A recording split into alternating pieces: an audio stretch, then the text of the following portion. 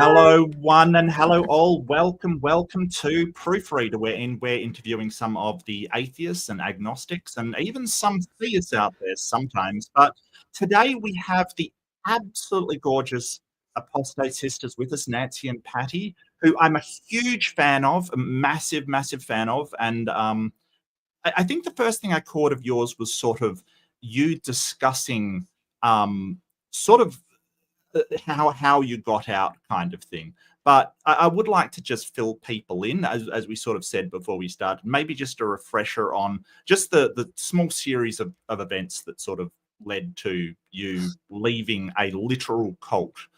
Mm-hmm. Sure. So I can sum it up here for anyone who hasn't heard the story. So we are actually sisters, Patti and I. She's a couple years older than I am.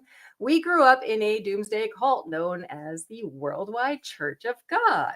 Now, it sounds very generic, right?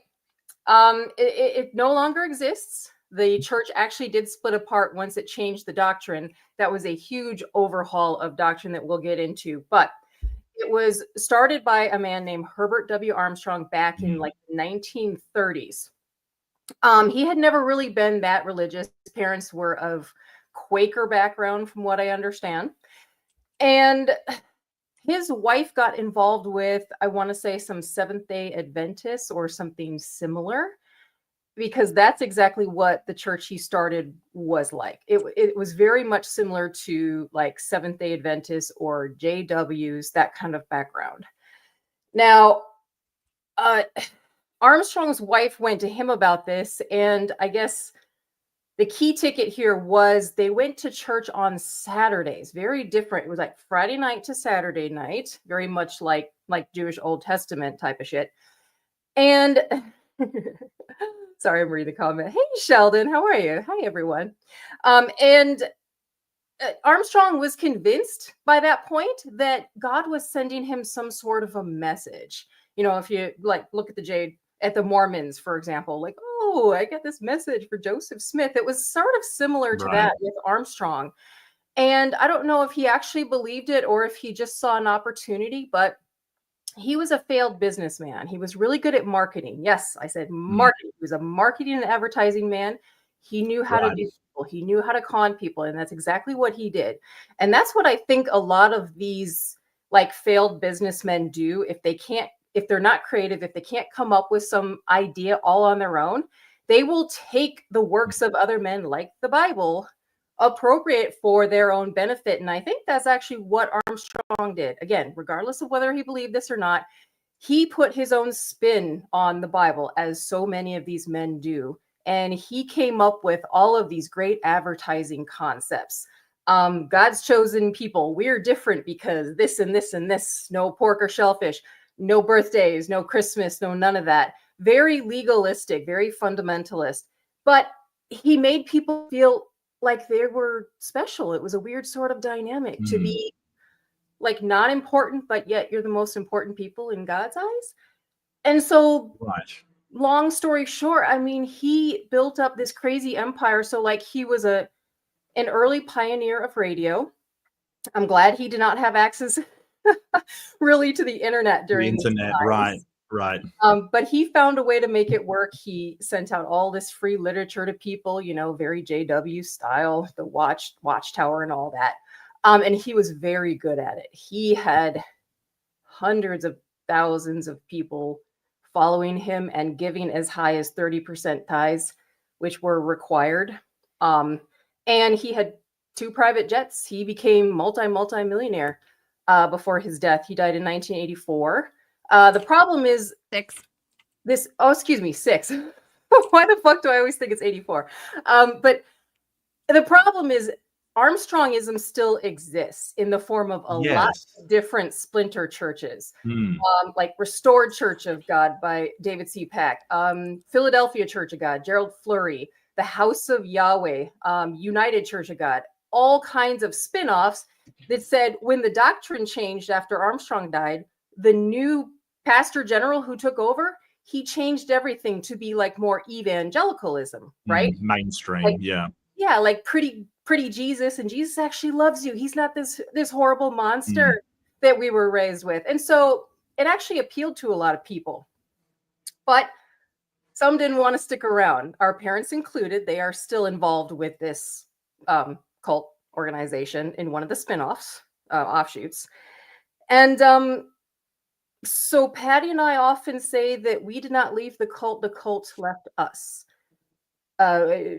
Toward the end of our teen years, the two of us, the doctrine changed. Our parents got away. I was very excited, but I didn't realize how much worse it was going to get. So we can get into that next chapter of the story. I just wanted to give an overview of who Armstrong was, what his church was, and how it's still kind of infiltrating our society today. Yeah, and I think there's know more people following it today than there was at the height of his church, honestly. Isn't it Grace International now? Like Grace International Commune. Grace Communion. Yeah, Grace Communion, yes. Yeah. Grace Communion, yeah, with the new doctrine, yes.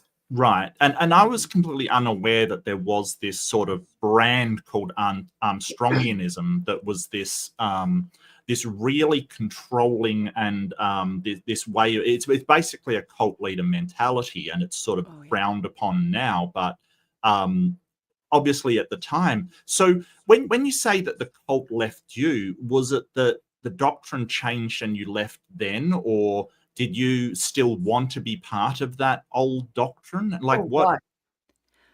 Our parents, I think, wanted to be part of it. Well, we know they wanted to be part of it. They are still chasing that doctrine.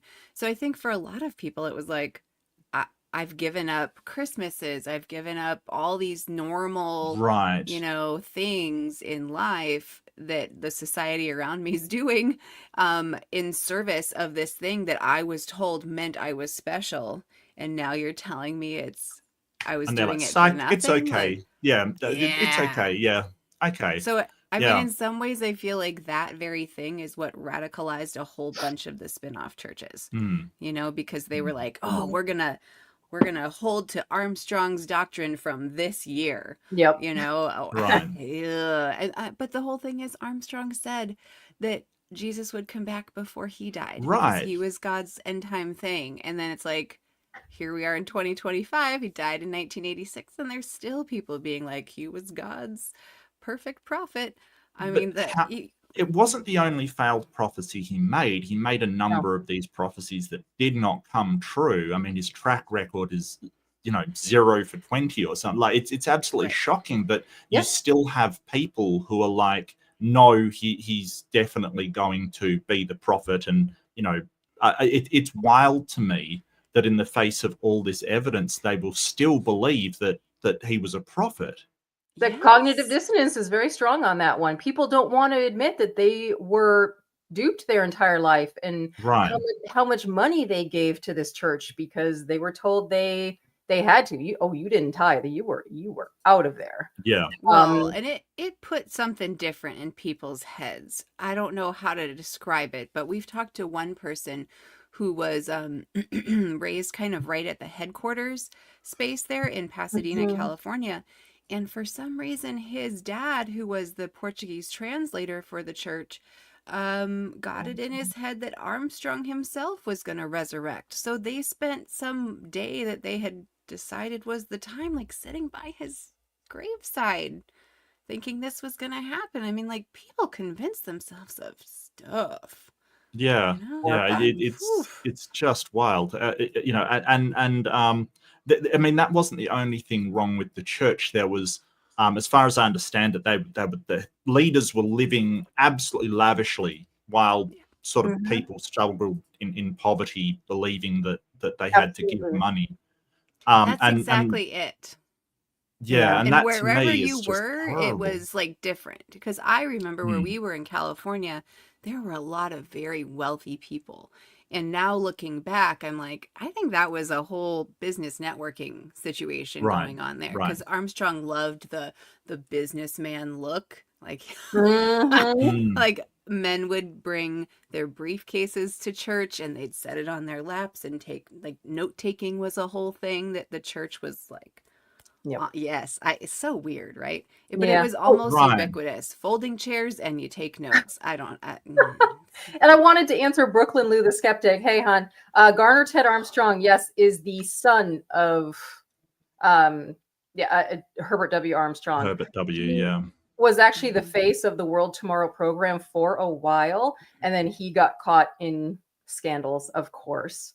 The apple did not fall from the tree, and so he was like excommunicated from the church, and then he went to start his own church as well. It was just, quite the mind. All kinds of scandals around Armstrong as well, Mark. I mean, there were child abuse and all that kind of thing that comes along with. It seems like men with, or really anybody with unregulated power, just will descend down this abuse, corruption, money, the trifecta of churches, and it just. So I had an upbringing where I didn't even know a concept of God until I hit kindergarten and talked to somebody about it. Like I grew up with no knowledge whatsoever. So my experience of childhood was vastly different, and I couldn't even imagine that. So it is kind of fascinating to me, but in a train wreck kind of way, I guess, like in the like that is a horror story. Well, Mark, here's the thing. They told us we weren't going to grow up. Yeah. What? Sorry, could you repeat that? They told us we weren't going to grow up. The world was going to end first. Yeah. Oh, okay. Literally right. You'd be raptured up, and then you wouldn't grow anymore. It was a little different than raptured, but sure. The idea was we just wouldn't get to be grown-ups because it was going to happen that soon. And That's time some Peter Pan stuff going down there. It's rough. But how could we see our way out of it? It's all we'd ever seen. It was the water we swam in, Right.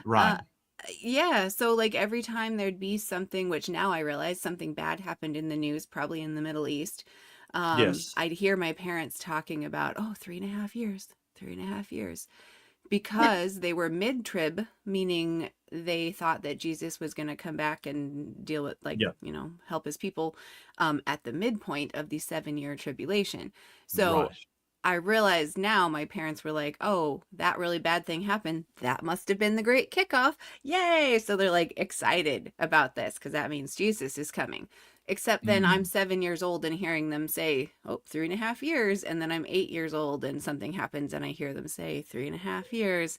And even then I was like, I don't think that's how that works, guys. Was that scary for you, or was it something that you were led to think was a great thing and you enjoyed the thought of it, or was it something that was frightening? Weirdly, both at the same time. Yes. Okay. And they did that on purpose. Describe it. I don't think either of us really had a typical fear of hell, Mark, in the way that a lot of maybe evangelical Christians do, because we were taught that we were special. We were the actual chosen people of God. We can get into British Israelism in a moment. That's wild. But we just thought, the world is really just going to burn up. We're going to be with Jesus. Everyone else. You're the elect. Yeah, gotcha. Yeah, we're like the elect, but yet we're also worthless. It was a really weird dynamic. And we interviewed a woman named Donna. You can go check it out on our channel for anyone who's interested. She also grew up in the church, very vulnerable to abusive relationships because of, what she was taught, that the church protected her abusive husbands. And she said that, her mother was atheist or just a non-believer. She wasn't part of the church, which means you're fucked either way. If you're a regular Christian. Right. Yeah. And she got to the point where she almost unalived her own mother because she didn't want those terrible things to happen to her. She wanted to spare her from her own children. Children, right? Her own children. Was that the case? I thought it was her mother she was talking about, but there were a lot of instances like that, right? Where people were trying to protect people from that. Petra, by the way, is the place of safety, Mark, if you researched that at all. Petra Gordon. The temple in the the side of the canyon. Yeah. That one. That's where all God's special people were going to go. In fact, people were getting ready, saving up for plane tickets, from what I understand, because that's. Didn't they shooting Indiana Jones there or something? They did. Yeah. They did. Yeah. Wow, that's wild. Mm-hmm.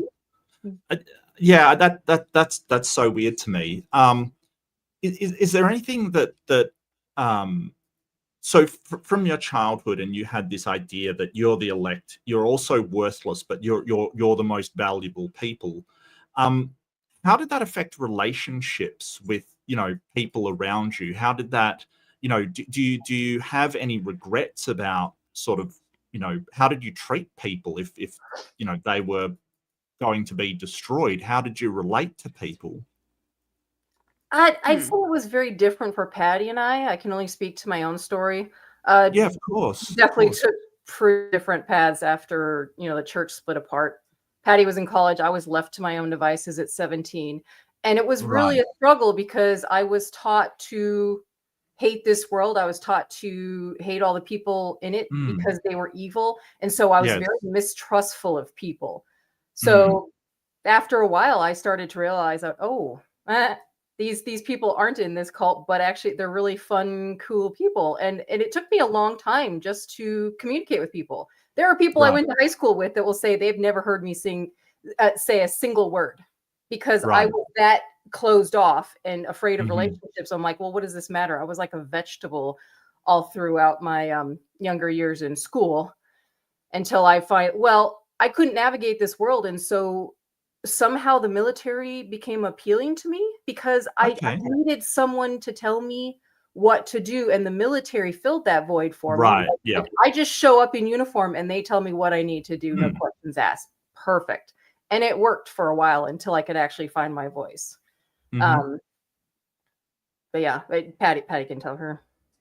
Oh, I think for me it was I might have treated people worse as an evangelical than I did in the cult. Like, I think it was more like I had the complete cognitive dissonance stuff going on in the cult because they also weren't the kind to go proselytize. Like, they did not believe the whole no one else can preach be to the saved. nations. Well, I mean, they were putting out what the church put out, you know, the TV show, the magazines, the literature, etc. But they were more of the mind that God brought in who he wanted, and God did the choosing, and so we didn't have to go out and proselytize. And so, like, I think I just had to, like, as a kid, go, whoop, I'm just going to not think about the fact that all those people that I enjoy being friends with at school are going to be in the lake of fire. Like, I must have just separated it because I feel like, other than talking about my weird religion, about the things I wasn't allowed to do, I think I interacted, like, as a friend on the playground pretty normally and stuff. Well, Pat, even growing up, you said that there were like two different historical timelines in your mind. It was like the biblical one and then the actual historical one of the world. Like, somehow you never were able to connect the two. They were just separate in your mind. Well, when it came to Rome, and this is a weird thing. It's not like I thought it was disconnected, but it's like when I had, you know, movie pictures in your head of things you're hearing, like the movie I played about Rome when it was Bible and church stuff was a different Rome movie than played in my head when I was learning about Rome and Greece and all that in school. If that makes sense. Like I didn't think they were separate, but they were just like different stories in my head. Do you think that can occur with things like astronomy, where people will learn about how, you know, planets form, but they have a different thing in their head that God did all of this somehow, but, you know, they still learn this stuff, and which is, I mean, that is the whole idea of cognitive dissonance, is that it must cause that uncomfortable feeling. Did you guys get a lot of that and have to work at overcoming it? That sort of, well, these two ideas are not. You know, for you, Nancy, it would have been, these horrible people are actually nice to me. You know, they're nice people. And with you, it's history of Rome is actually a thing that doesn't mesh up with what you've been told. Well, and that's why we have our channel, more or less, because Patti and I, we started talking online, and we just kept coming back to this topic, and we realized in how many traumas we were still dealing with, and we needed to talk through them, and like, can't be the only ones that are going through this, so why don't we just start talking about it, record ourselves, and see if anyone else can relate. Early on when we started recording, we still are, there were times we just like broke down. I'm like, oh shit, okay, that's a trauma we need to work through. And we tried to pinpoint, like, where do I get this from? Oh, it's from this teaching here. When you're taught this your whole life, you know, of course you're going to act like this as an adult. Boom. And really, talking about it helps.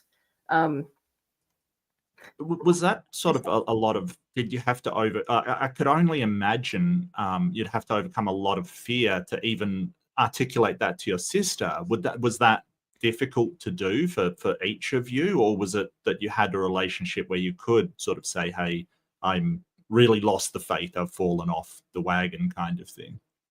Well, just to Life clarify, got crazy at that time. I Like, never okay. believed in a God. Like, never. I was never into Really? it. I got sucked into evangelicalism for a few years, but that was more because of an MLM and like the people I was surrounded Fair, by. yeah. Okay, yeah. But Patti was far more indoctrinated than I was, so she can tell her her story here.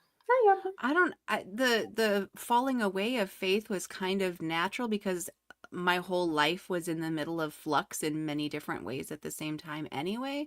So it was like, let's see, I was 16 when the doctrine was really changing and the church was just hemorrhaging members, and our parents then left, and our dad found, some other radio prophet. Oh, Yikes. even worse.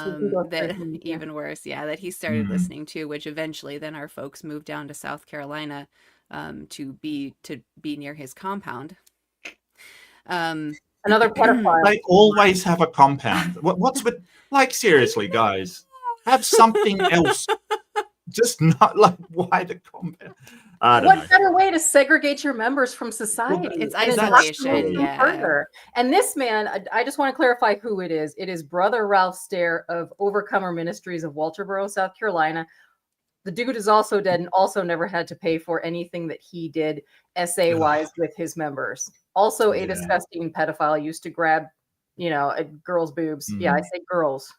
In his commune. Our parents split up our family and moved all the way to South Carolina to follow this new end time prophet preacher that my dad was just convinced was where God wanted him to go, just seeking the truth. He always had to be, it was never quite strict enough. Yeah.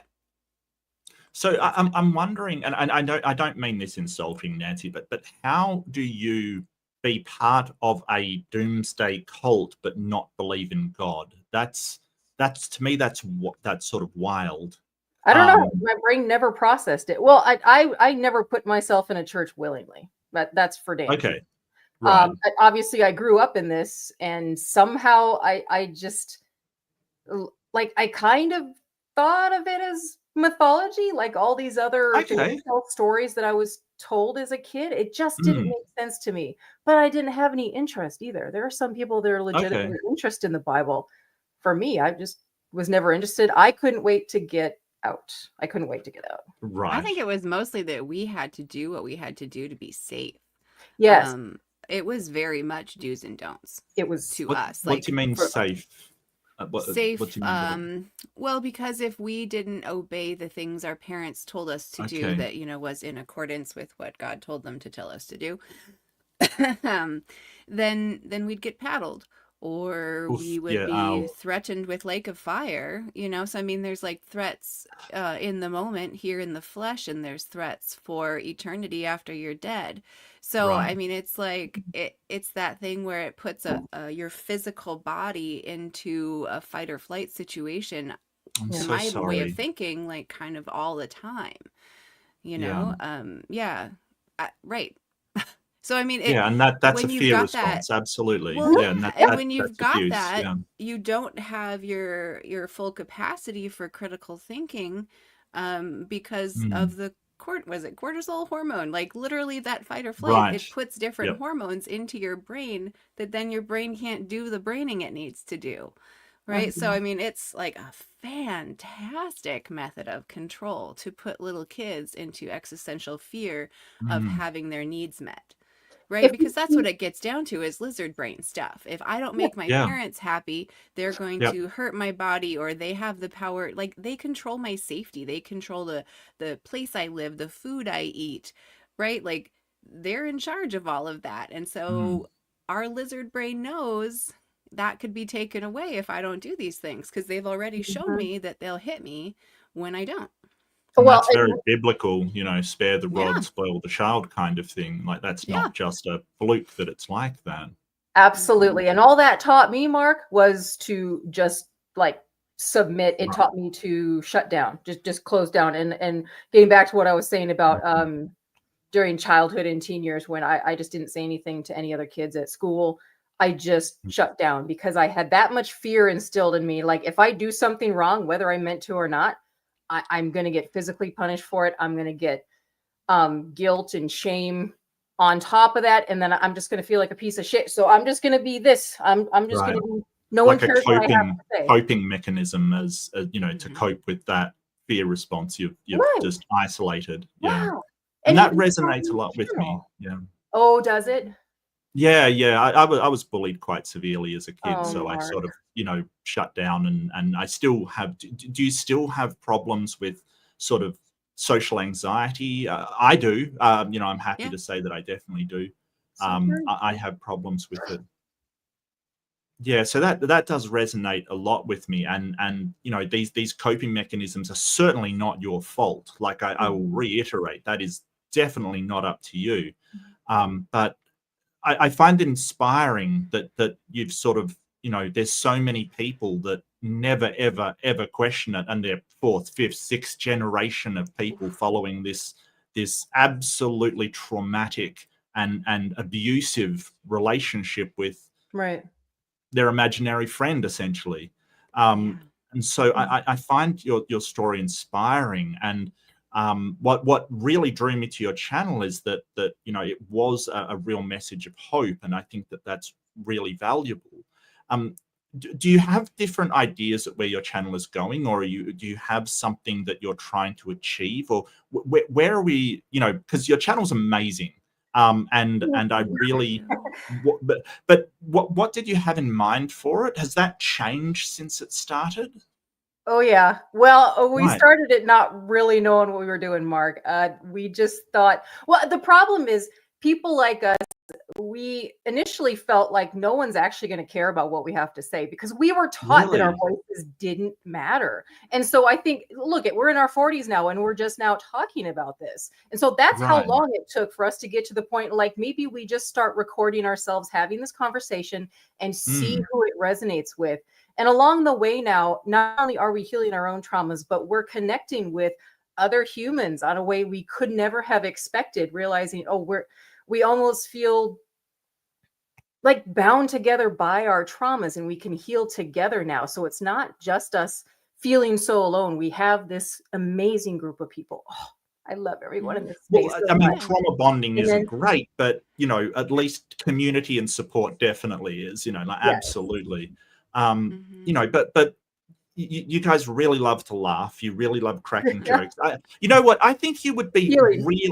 you'd be a hit in Australia. We absolutely love irreverence, like so cheekiness and sort of cheeky stuff, and complete disrespect for authority is what Australians love. So What? you know, Why do I live here? Oh, I need to live there. we're the descendants of criminals. Of course, we Yeah. appreciate disrespect of authority. Yeah, absolutely.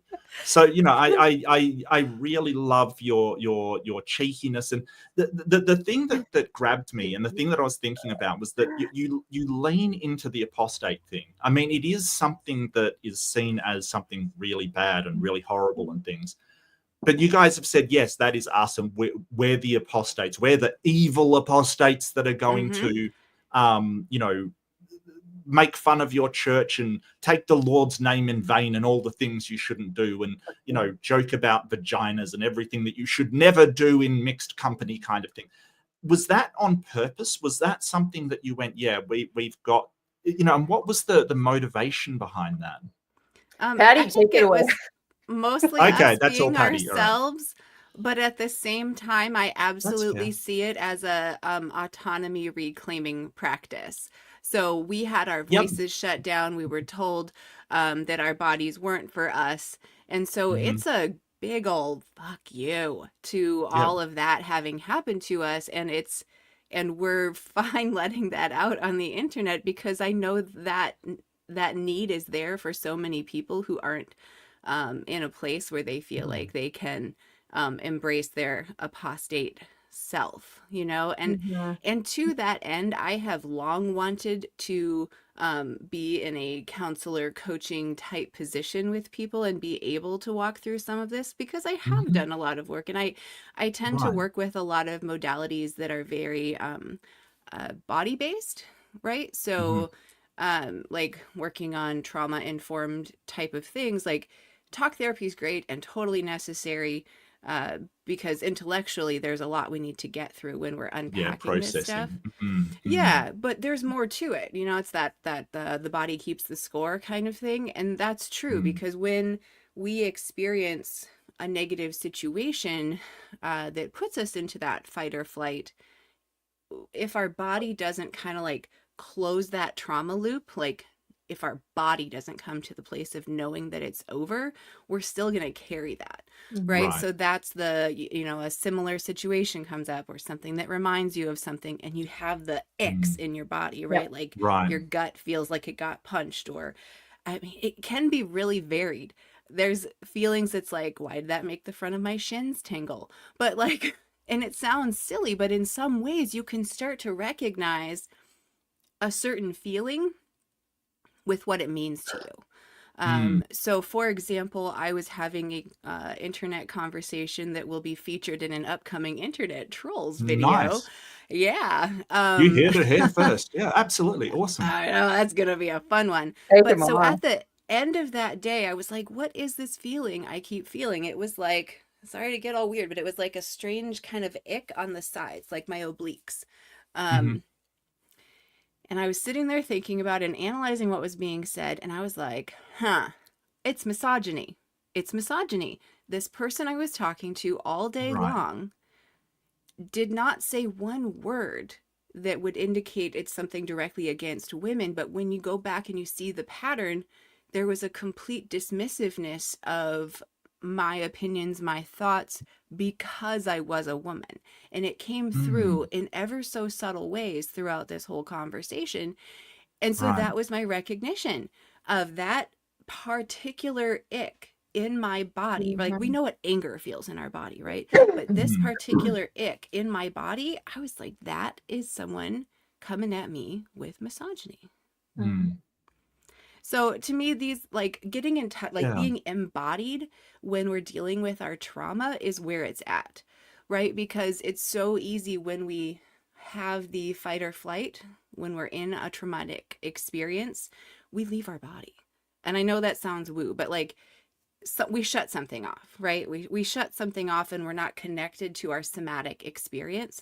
And so to resolve those traumas that are still living in there as open wounds, we kind of need to reconnect with those feelings and unfortunately feel them and like really let them course through us as we just like get real with it, you know, because it's our resistance to wanting to accept the way we feel or wanting to accept the things that happen that really starts to like eat away at us. Yeah. Well, that's the response of fear. It does turn off that sort of logical part of your brain. So the lizard brain, the intuitive and the really hasty part can take over and just do things kind of thing. So just save your makes life in that second. Yeah, exactly. You just act by instinct and, you know, you don't actually process anything. It just sort of turns that part of your brain off, which is wild to me. Like it's just like, but I mean, and that's the thing that some people misunderstand, that that's not necessarily a good thing in today's modern age. Like that causes a lot of problems because people are triggered and then they do things, you know, like that are bad behaviors. But I think that response is really important in our bodies because it's how we stay safe when a lion's chasing us. You know, Sure. it's just that because of modern life and everything, like that same system gets triggered by hell, which right. doesn't have a Perceived way. You threats. can't close that loop. You know what I'm saying? Like you never get to where that threat is over. And so like with that threat being over thing within the animal kingdom, what you'll see is a critter that maybe almost got killed by a tiger. And then it escapes. It'll go find a safe place and it'll actually shake, like physically shake, because all of those hormones that the brain released into the body have to find somewhere to go, have to like exercise their energy out, you know? And so we see this over and over in the animal kingdom, but here with our big intellectual brains, we just tell ourselves stuff or just ignore it or just move on, or we're just stuck in those because we're in a, you know, Yeah. a cult situation. And so that's one of the body modalities I work with that I think is maybe the Oh, that's most amazing. Mm. powerful. Is a method for working through things and like kind of lodging some things in the body and brain, and then getting emotionally to a place where you can face it and just shake it the fuck out of your system. Mhm. Yeah, and it's funny Mm. how when I have done this practice, the body tends to take over. You know, it's like if you are able to get to that point, there is something about the body that does this processing. You know, like I have a lot of trust in the body knowing what to do, and our ability to learn about it and help each other. Like this is my big thing. Like as much as I want to do group discussions on the channel through memberships where we get to talk about the deep shit, I want to Yeah. take on a couple of one-on-one clients to help, you know, to really drop into this with them. As much as that is great and I want to move forward with that, I think this is something where we need to be building a culture of helping each other with traumas in this way. Like, hey, look at me. I know you don't want to face it, but it happened. And you gotta come to the, You've like, got a yes, process. it happened. You know, because I think Mm. that's the thing. Like, we spend so much time trying to just like look away from it. Like, nope. If I just ignore it, it's fine. And not even like fully being like, okay, that really shitty thing happened to me. Mhm. You know? Well, I think there's a lot of shame with Yes. people Yeah. sort of That's going, the well, I'm not coping with this thing, and so I'm going to put it aside because I'm supposed to be strong, especially in yes. the men's sphere of, well, I've got this trauma, something bad has happened, and you see it all the time in stuff like soldiers with PTSD, and you'll probably Mhm. say that, Nancy, that they just, you know, ignore it because it's shameful to actually be affected by it. But Isn't those that feel, terrible? Like a oh terrible thing yeah, happens and then you can't even find resolution for it because you're like right, not supposed to have had the bad thing happen. What the heck are we doing for each other? So, yeah, that's Yep. my whole thing is let's start a different right, culture where we hold these spaces for the people we know and we can all be more trauma informed because mm, life is trauma and we're a lot better to each other when we've resolved our trauma. right, Yeah. Mhm. yeah, and It's traumatic building a better things world. happen. Yeah. Mm, Yeah. Yeah. And not to get too far off topic, but there is a woman, and I sure. forget her name. She was the author of the book called The Girl in the Green Dress, and she's actually from Australia, like yourself, Mark.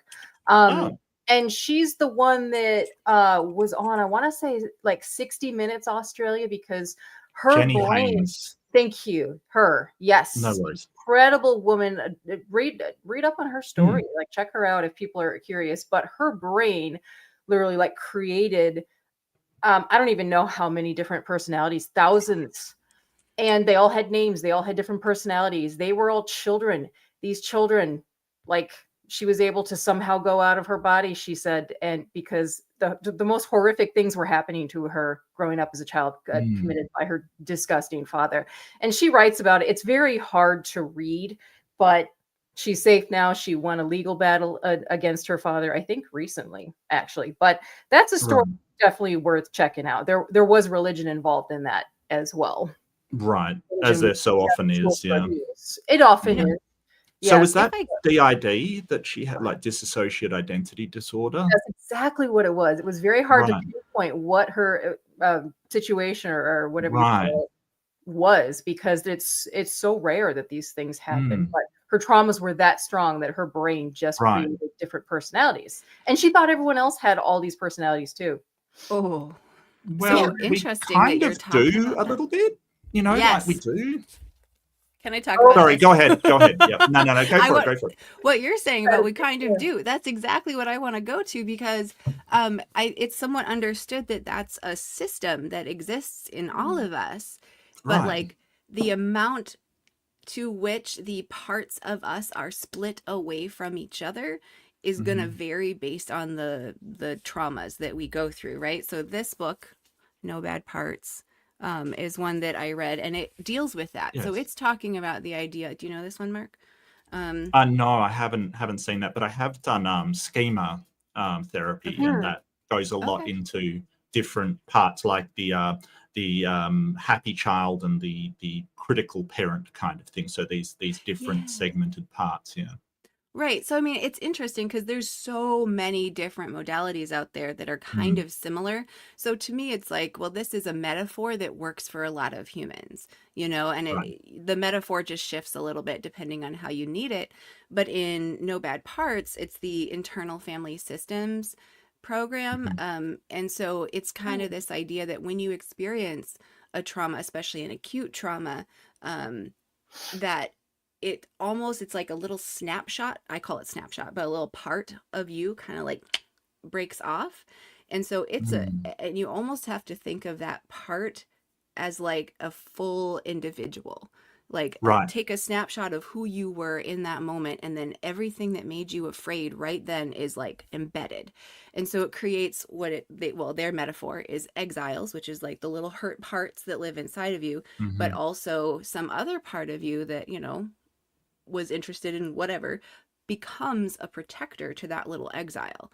And so it's all the processing is almost this effort of seeing if you can get these little character parts within you to come and kind of talk to you. So it's all sort of an imaginative effort, Sort of but visualizations and things like yeah, that. whatever Right. works for Right. you, right? Like some people do Right. it by Right. writing, whatever. But a lot of times, yeah, it is like visualizing and actually kind of out loud having this conversation with the younger you, because it's like sometimes you have to get through that protector to get to the hurt part. But ultimately, what you're trying to do is all these little parts of you that have been split off and sometimes take over when they see a something that reminds them of a previous trauma, right? So like when you have unbridled anger come out in a way that you're kind of surprised about a topic, it's like, well, that was probably a protector part that's really upset about a thing, and it's doing a job of trying to protect you. So it really is all of our parts trying to do good for us. Right. But it's so having these little conversations and seeing if you can get to that exiled part and like kind of be their parent, be what little 8-year-old you needed in that moment, Yes. and Yep. talk them through it, and be able to return them to the whole self, because they had been split off by this hard thing that happened that they didn't know what to do with. So it's like you update them on life, like Yeah. you parent them and you update them on how that all turned out and that it's okay now, so that's the idea of it. You get to be there for yourself for the times that people weren't there for you when you needed it. Yeah, and that's sort of being your own soothing parent, like, treat that part of you like you would treat an unhappy child and say, it'll be okay. It'll be okay. And, it's totally understandable that you're upset. That's really upsetting. And acknowledging that instead of this idea that we have to say, no, that's not upsetting. I'm too much of a man to feel that. That's Exactly. Right. Yep. That whole Let me thing get kind it of like too. separates us from ourselves, and if we're not whole to ourselves, like how are we going to show up in this world? Kind of disjointed, yeah. So this is why it's so important to me for not only, helping others, but helping others help others. Yeah. And you mentioned a word that sort of I did have written down, and that was the submit. And you mentioned it, Nancy, this whole idea of submit. What does that bring up for you when sort of, that idea, that concept is sort of said to you? What feelings does it bring up? I immediately want to rebel. Fair. I know, Fair. right? I mean, to put it in simple terms, yes, I immediately want to rebel. Literally, like, if I finally have my brain back, Mari, I don't know a better way to put it. Like, I just don't feel like I was in control of my body, of my mind, my emotions, none of it. Right. It was just completely controlled for so much of my life. And honestly, I feel like I've felt nearly completely free. Like as I got into my 30s and now Oh, that's into wonderful. 40s, I'm finally in that place, and I feel like, yeah, to get all sappy here, this atheist community is finally a place where I feel like there's no one that is trying to change me. There's no one saying that I need to be this way in order to be accepted or be better. That's not happening here. Why would anybody do that? I don't Done understand. to me my entire life. I have no fucking idea. Some people need to get off on control. It's their own insecurities. And what Patti and I are trying to be is cycle breakers. We don't want to have to keep going through this and trying to heal traumatized adults. We want to cut it off from the beginning. And actually, the reason that Patti got away from evangelicalism, which she was in for how many years, Pat? It was quite a while after the cult. But she got out of it because of her daughters. She said, I can't teach this kind of stuff, this manipulative. It was pre-kids even. It was just considering having kids and thinking about it. And I was like, oh my God, I can't do it. I can't lie to them. I see sort of religion and the relationship between men and women in some of these Christian religions. And, you know, it's kind of like, I don't understand, like if you were hurting somebody, I'd understand wanting you to change, saying, hey, you're, you know, just say you're belligerent and calling people names, you know, and that hurts somebody. I understand saying, hey, that's not good, but I don't understand why you'd want to change somebody, because all you will get is a, you know, not a first-rate Nancy, but a second-rate non-Nancy, right? Like all you'll get is a shadow of who the person actually is. But I if don't I'm think of it that way. if I'm fulfilling some sort of need for that person, that's what they want. They just want to pull what they want from me for themselves because of their own inadequacy. That's the way it feels to me. Okay. I know. Well, but like, there's the whole less of me and more of him thing in Christianity, right? Like they literally say that they want you to be less of you. So they don't give a shit if it's the first rate Nancy or the second rate Nancy. Right. Which I don't understand. It's like the push to make this person fit this imagined idea of what God wants them to be versus like, I want to empower you to be the most amazing you because you're amazing. Right. Just doesn't make sense to me. And that, so that's where I've gotten to, is like, why wouldn't you want to empower every person to be who they are? Because when I see people who know who they are and get to embrace it, they're the coolest people I've ever met in my life. Yay! Humans. Yeah. Yes. And I mean, it's really also part of it's so self-defeating because, you know, we see some speakers and some evangelists that are women and very good at it. And you're like, well, you're cutting that entire thing off for your own church. So you're really sort of cutting off your nose to spite your face because, and that was something that, you know, one of my family members, the Catholic Church still doesn't allow women priests, you know, and they're sort of one of the more progressive religions out there. And, you know, she said, oh, there's so many people I know that'd be amazing priests. So it's their loss. Like, it's so wild to think that you're going to take away half of your potential, you know, workforce or population or evangelicalizers. I don't know what they're called, preachers or whatever. Evangelicalizers. Because they just happen to be born the wrong sex. You know, I don't understand, like, even from just a practical point of view, it just makes no sense to me whatsoever. And I don't know. Right. And then add in anyone genderqueer and like it's just an anti-human situation going on, you know. Did you get a lot of that, the sort of bigotry towards sort of, you know, alternative lifestyles, the LGBTQI population? Yeah. Yes. Did that ever take hold, or were you sort of like, no, that's nonsense kind of thing? And you don't have to answer that if you don't want to. I'm just curious. I mean, I think I learned how to do and say what I needed to do. So there was a time in my evangelical time that it was like, well, love the sinner, hate the sin, kind of thing, you know. Yeah. I don't think I ever felt hatred or yucks about it, though. Yeah. Mm-hmm. Our parents' form of punishment, which was usually either physical punishment or a silent treatment.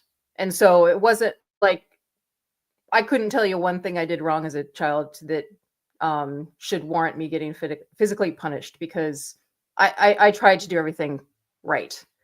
Our parents are still to this day like empty shells of human beings. Like there's nothing there. I don't really know anything about them. I don't know how else to describe it. Oh, I'm so sorry. No, That's it's fine. I mean, it is what it is. They're never going to find true happiness, I don't think. And some people say, "Oh yeah, they're happy, they're fine, they're living life their way." No, they're not. yeah. Yeah. Yeah, I feel like sometimes that a lot of people in churches say we're happy because that's sort of the expected thing to say. You know, Religion too. Yeah. you meet these people and they're miserable bastards, and they'll say, "No, I'm so happy in my life," and then goes to yell at their kids for half an hour. It's like, are you really? Like, it doesn't seem that way. Well, I mean, this makes me think of last night's episode that we did on our channel. We reacted to Girl Defined, which is kind of Girl the Defined. quintessential thanks for popping in, Mark. Christian women channel. But Look, it's I ruined the episode. Okay, I'll admit. You're fine. You're fine. But they, I mean, they were citing studies of trying to claim that Christians or people who waited for sex till marriage had happier and more fulfilling marriages and sex lives, and they're going on about how happy they are. And it's like, do you realize you're also in a system that tells you have to be happy? Like, Right. if you're not happy, you're showing that God's not working in your life. So you can't admit to that. So the results are skewed, my friend, you know? Yeah. Yeah, and I got the distinct feeling while I was watching that. I honestly, I didn't say it in the chat, but I sort of thought, who are they trying? Are they trying to convince me or themselves? Like, they really seemed like it was convince themselves. like it had a mantra. The repeated sort of thing. I am a good person. I am a good person. That mantra to it. Oh, well, it's so much better. It's so fulfilling. It's so this, and it was also had a mantra quality to it. I mean, maybe I'm just projecting and sort of being very cynical, but it seemed like that to me, at least. Yeah, they can't. I don't think people like that can fathom the fact that people like us who do not live God ordained lives can actually be happy. They don't want to tell themselves that. Why do we get so many trolls in our comments just trying to beat us down? Like, you're not living a happy life. Like, yeah, honey, you are the one in our comments saying how we're not living the happy life. Yeah. Isn't that telling you something automatically? Yeah, Nancy, well, we're joking around. Sorry, it's my favorite thing, Nancy, when you're like, honey. Oh, honey, let's be serious, honey. Like, as you guys are laughing and making jokes and we're enjoying ourselves, and someone comes in and goes, "You're not really happy with how it got." It's like, well, then sue me for slander, because I obviously am doing something wrong. Like, and the other one you get, and I want to hear your thoughts about this, is when they come in and say, "Well, you don't have any morality," kind of thing. Like, you can't be good. Yeah, I most of the time we can deal with it. We just kind of laugh it off. But once they start using abusive and very subtle manipulation tactics, that's where I draw the line. I normally go into Chris Mallard's show, The Damn Network, on any morning that I'm available. Yeah, I listen to him while I'm like making breakfast or something. It's a lot of fun. But there's been a troll recently that I could not keep my silence anymore. Is it his messenger? No, actually, I don't have any problems with his messenger. He's not bad. Pastor Fuckleberry, maybe. Fuck that guy. Okay. I'm sorry. I'm going to be a bitch there. But no, it was something life, worshiper of life. Oh my God. But I had to rage on this person. I'm like, no, you are now using abusive tactics. And going back to that physical thing, Patti, my body was shaking. I'm like, something is not right here. This person is no. I have to put a stop to this, because they're being abusive, they're being manipulative. Like, no, that does not benefit anyone. And that's where you have to draw the line. Get those people out of there. You're not going to have an honest conversation. Is that a boundary for you? That's a very strong boundary, that, when it gets to that point? I'm very protective of not only us, but like people I care about. Well, really all people in general. I do not like seeing people manipulated. And now that I'm kind of studying and understanding how people use it in very subtle ways, I got to put a stop to it when I see it. I can't even handle. I cannot even let it go on, because there are far too many vulnerable people out there that will hear those messages and could possibly pass it along or take it on upon themselves. And I want to see everyone happy and free. And we can't be happy and free when people are trying to control, manipulate us. And it happens far too often. Yeah, I sometimes find it hilarious. When someone's trying to manipulate you and just, when I know that that's what they're doing, I actually find it hilarious. I don't really take offense so much. Like his messenger, right? I banned him from my channel. He was being a disruption, being horrible. And he was horrible to Chris in my chat. Said something about Chris that I didn't like, and I'm like, okay, you're rude. You're going. But I always have a rule that if you email me and tell me why you should be let back, if you can write a decent email asking to be let back on and the reason why, I will let you back on. So he sent me this thing saying how I was being manipulated by Chris Mallard and all of these things, and that I will never know peace. And there was 3 emails kept coming, like, oh, you're being manipulated. You'll never find peace, which is manipulative. So I was actually sitting there just laughing that this person is trying to manipulate me by convincing me that other people are manipulating me, which is it was just hilarious. So I think when I don't know the person, it's fine. When they're a friend of mine, that's when I'm hurt, I guess. That's when it really gets to me. Yeah. So that's great that you're to the point where you can just laugh it off. That's awesome. I think we all should strive to get to that point. But yeah, sometimes. And I totally understand. We'll pinch a nerve that we didn't even realize we were dealing with. Yeah. No, I don't. I think that having that boundary is perfectly acceptable. That is perfectly. I have just through dint of working where I've worked in complaints for a number of companies. Communications companies, so internet companies. Like after that, you can handle almost anything. Like thick skin is what I've got, and I do that in debates. I will just laugh it off a lot. But certain things still get to me. I'm still human, but I think it's just sort of being exposed to that and realizing that nothing hurts a manipulator like being laughed at. That you've spotted their manipulation. It hurts them hard. That's why we did a review of Darth Dawkins and Shannon Q, who is amazing. And she just laughed at his manipulations and pointed them out. And that made him so furious. He still talks about it to this day. It's hilarious. But yeah. You. She's incredible. So good. Yeah, I think I'm seeing Robin. Hi, Robin. Saying that you not being raised with religious manipulation protected you from that tactic. And I think that is the thing that Nancy and I still experience, at least for me. Like there can be sometimes like watching, reacting to Christian stuff where my brain, I can tell it just kind of turns off or something. Hey, because I'm hearing all of the Christianese words. Right. And so my brain's just like, yeah. And it tries, and I almost can't focus on the words and what they mean. Right. Because I think I go into some sort of like minor fight or flight state a little bit where I just like can't. How do you feel when it's said to you, like, you just don't believe because you hate God? Oh. How does that make you feel? Well, first of all, I'd ask which fucking God. We need to that's true. First, so like, all of them, presumably. The Christian one especially. Well, like, what makes you think we hate this God that you believe in? Right. We don't care about this God that you believe in. We don't believe he exists. What more do they want to know? I don't know. It's a weird question. It's kind of like, why do you hate Darth Vader?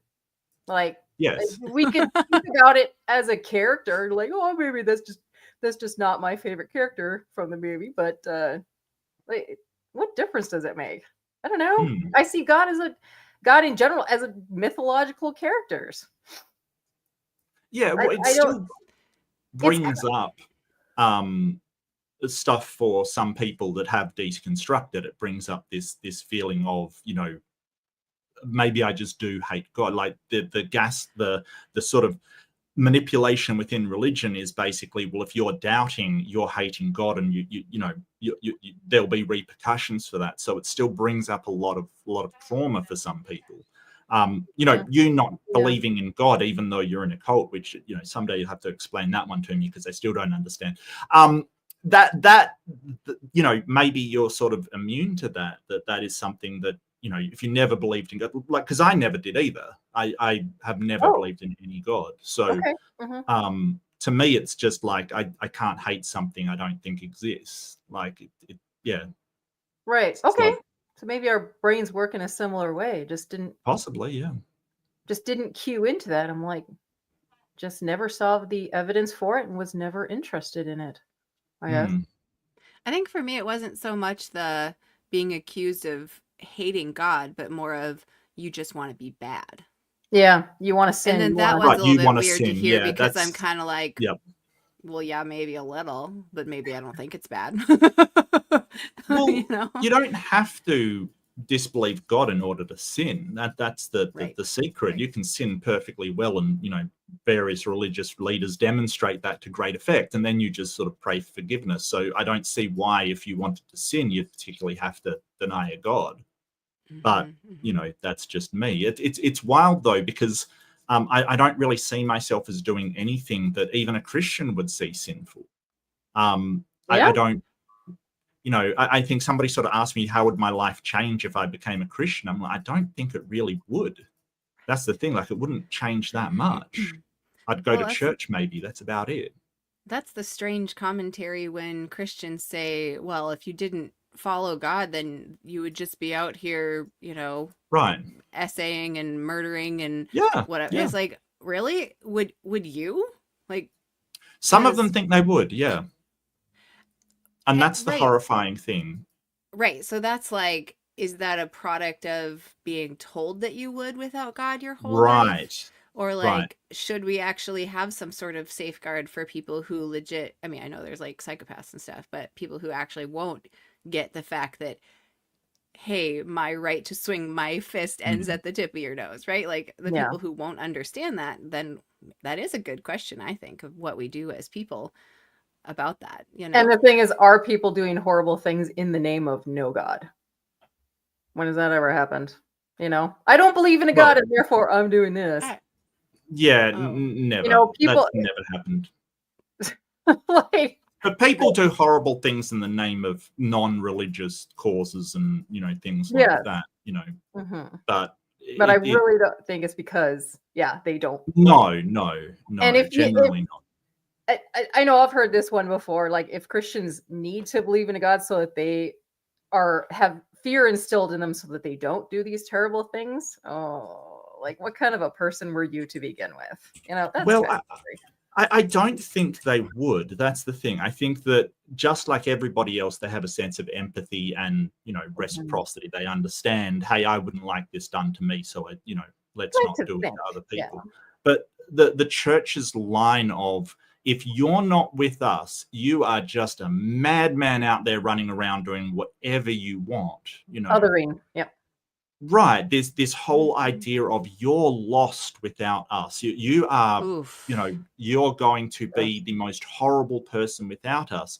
And I guess it may be naive, but I don't think that's the case when you have, a normal, ordinary, mainstream Christian who, loves his kids and likes his job and, all of that kind of thing. They have the social contract with, the rest of society.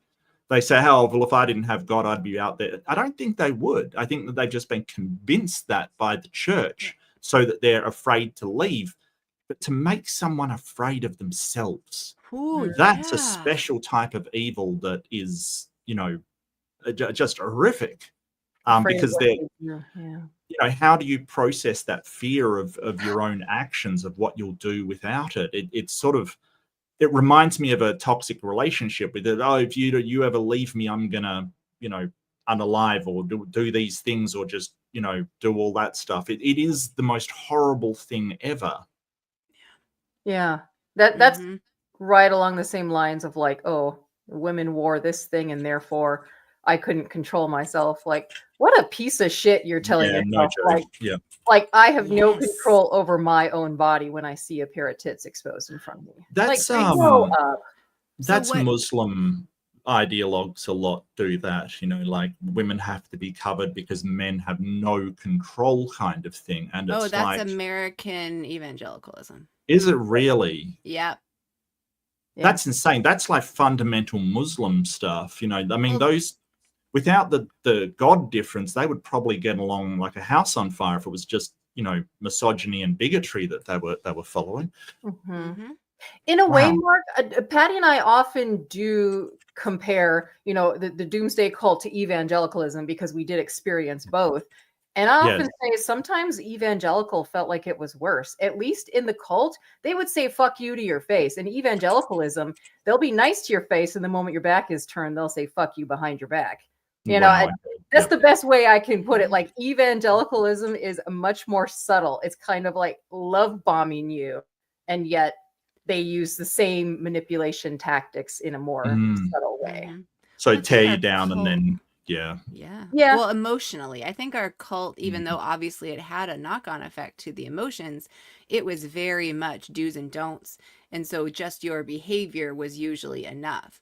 Where, even though they read the passages and stuff, but when you get into evangelicalism, they get way deeper into it, attacking your natural human emotions, I think. And so in some ways, it's like it got more to the like cutting the depth of who you were in evangelicalism in a way that the cult was kind of like, we just need you to do the right thing so that we look good. Right. And give us So money. they didn't. Yeah, that too. Always. So they didn't really care if you had, lustful thoughts or stuff like that. Were they just sort of keep up appearances for the outside world, or was it keep up appearances for the internal structure that sort of everybody conformed? They would have still talked about the lust stuff from the pulpit to an extent, but they weren't having like they were having men's groups, but the men's groups were different from even evangelicalism, where in evangelical churches, my understanding is the men's groups are pretty much like, let's get together and make ourselves feel bad about all the times that we jerked it this week. And so they got, yes, admitting to your sexual sin to the accountability partners at men's group. Yeah. So you just like keep your shame constant, right? It's like going to confession, but out in the open. Yeah. What was it? Yep, I fell down again. Mikey, I cannot imagine sitting around with a bunch of guys telling them, about me. What was some of the ones that was there? My favorite of the other night was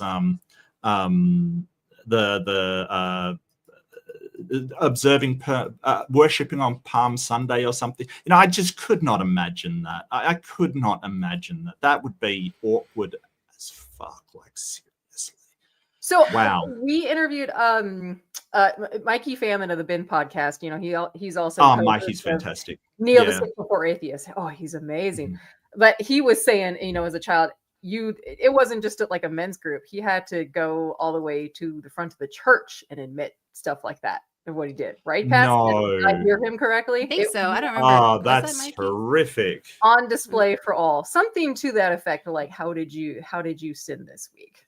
You got to go. Shaming is such a big thing. Like, thinking about a man named James Swift, was from our cult, grew up in our cult in the South, where it seems like our cult had a lot more invested in talking about demons than other parts of the country of our cult. It all like blends into the society. It's a part of there. But he talked about being 6 years old, being put at the front of the church and having the minister tell the whole congregation that he had a demon of homosexuality. Right. Yep. Yeah. And I heard that kind of stuff, that they were, convincing young men who acted effeminate that they were possessed by homosexuality, the demon. And that is just so, like, they didn't even need to have any kind of, sexual thought about a man. They just needed to, just be slightly effeminate, which is entirely subjective. Yeah. James Swift's, we haven't interviewed him yet. We might at some point. We've been in talks with him, but he was on the Netflix show Haunted, where he tells his absolutely horrifying story. Yeah. James Swift. Yeah. Yeah. Is there a lot of support groups around for the survivors of this horrible stuff? I mean, not as much as a lot. Depends how you define support group. There's a lot of like Facebook groups for survivors. Okay. I mean, a lot of them I would say are more focused on the angry phase of deconstruction. Right. You know, like was it Armstroke? Or not com. It's a Facebook group, Armstroke. So you know, making Herbert fun of them. W. Armstroke. There are at least 2 or 3 different Facebook groups where survivors can go and talk. Besides us as sort of a podcast, there's also the Cult Next Door. They talk about survivors of the Worldwide Church of God and the offshoots. Black and Cultivated by actress Lanisa Frederick, who we also interviewed. Her podcast has just kicked off, and she talks to like Black and brown survivors of the cult. Because, she's trying not just our cult, of all cults. Yeah, and that's based on the idea that like we kind of have a cultural meme of cult leaders as being white men. So it was important for Lanisa to bring her story forward, since she was Black and raised in a cult. She wanted to raise awareness that Black and brown people also get into cults. Well, our cult leader was extremely racist too, which we can get into another time. But there is also a very short documentary out there called "Called to Be Free." It's available on it's free on YouTube. And while that's kind of an interesting documentary, it also is from the point of like, oh, God did this tremendous overhaul of the Worldwide Church of God, and it transformed, and therefore they kept the name for a while because they wanted everyone to see what God did, that all of a sudden you find freedom in Christ because of it had nothing to do with Armstrong dying at all. No, nothing to do with that. Like, ignore that part. You'll see. They have a whole story about how all the leaders at the time felt convicted about similar things, and so they all went into the Word and decided they would, do the evangelical thing. That sounds like bullshit to me. Yes, it does. Total horde. That sounds like the guy who was a prophet who was supposed to bring about the kingdom of God just up and died, and they did not know how to handle it, and that sort of couldn't be a paradigm of Jesus themselves, really. The guy that was supposed to bring about the kingdom of God just still waiting. Yeah. 2,000 years later, the kingdom of God is still imminent. Sure. Yeah. Sure. I do really feel bad for these people that were indoctrinated into this, because like our parents included, they don't have a life. They don't have friends. They don't have joys. They don't have interests. They are simply waiting to die so that they can get all those rewards that they think they're getting from that point. They've just been looking forward to the world tomorrow. And I think they're very confused. Why hasn't the world actually ended yet? Because they wholeheartedly believe this is supposed to happen. And whether there are little things like kind of pricking in there as like, you're pricking your beliefs to say, well, maybe this actually isn't true. It gets shut down immediately. Like our father, he had written this really long report to the pastor, David C. Pack, which actually Arn Ra has a whole series on David C. Pack. He's a piece of work. But our father, Arn Ra's fantastic. Yeah, our father did not get his question answered. He was excommunicated immediately without a response. And all he got out of that was that, he just shouldn't have questioned the authority. And he took it upon himself to be like, how dare I question God's prophet here. Yeah. Oh, that is heartbreaking. Heartbreaking. That was the result of our dad writing a 20-page paper on the meaning, like the biblical meaning of a day. Right. So much human potential. I'll be right back. Poured no out, problem. Well, that's that cognitive dissonance we were talking about. The idea that this thing is happening, and the brain holding in it. Well, it's happening and it hasn't happened yet. Or it should have happened and it hasn't happened yet. And those two things I just can't imagine the mental state one must be in to overcome that amount of dissonance. Like that would cause so much, because the whole idea of cognitive dissonance is it causes an actual sort of traumatic event in your brain where you cannot hold those two ideas. Yeah. Like, so I can't imagine what he's gone through. Yeah. Well, and if you look at the background of both of our parents, and this is pretty typical too, when there are things like abuse. Both of our parents were abused as children, did not really have happy childhoods. We think our mother had some SA situations, not a lot of love. Oh, no. So I think both of them were just set up to be vulnerable to Armstrong's messaging. Mm-hmm. Well, yeah, our mom was not in a so healthy sorry. home for the first couple of years. So some of that bonding stuff that happens in those years for kids, I think kind of got messed up, and she was adopted. And yeah, it's like some of these things just didn't get connected. And isn't that like interesting for us to see though, because then we can realize when we help more people have more of these parts of themselves connected and healthy, we're building a better world. And I know I keep saying that because it's like, oh, I want to make a better world sounds really vague and big and whatever, but like, no, it's all of us doing these little things for each other and taking the time to heal ourselves that breaks chains and does ultimately have the long-term effect of changing the world, and I think I've said this before, but like when we learn history, it's very great man history oriented, where like we tell our history stories through the lens of this one person who did all these great things, and as though that's the mode of change or the catalyst for change. And yeah, those things happen and are part of it, but I don't think that's how the majority of change happens. I think the majority of change is people everyone talking to each other, people, understanding more about how we work as humans and seeking to honor the human animal. And the more we do that, the better we make the world. That's one. Yeah, no, I totally am on board with that. And the more we have these conversations, the more we can arrive at a place that is a better world. There's no other way to visualize that better world than to say, hey, this is where we are, this is where we want to be, how do we get there from here? I think just to a lot of people it just seems overwhelming though. It just seems like there's so much wrong with the world that we can't possibly figure it out.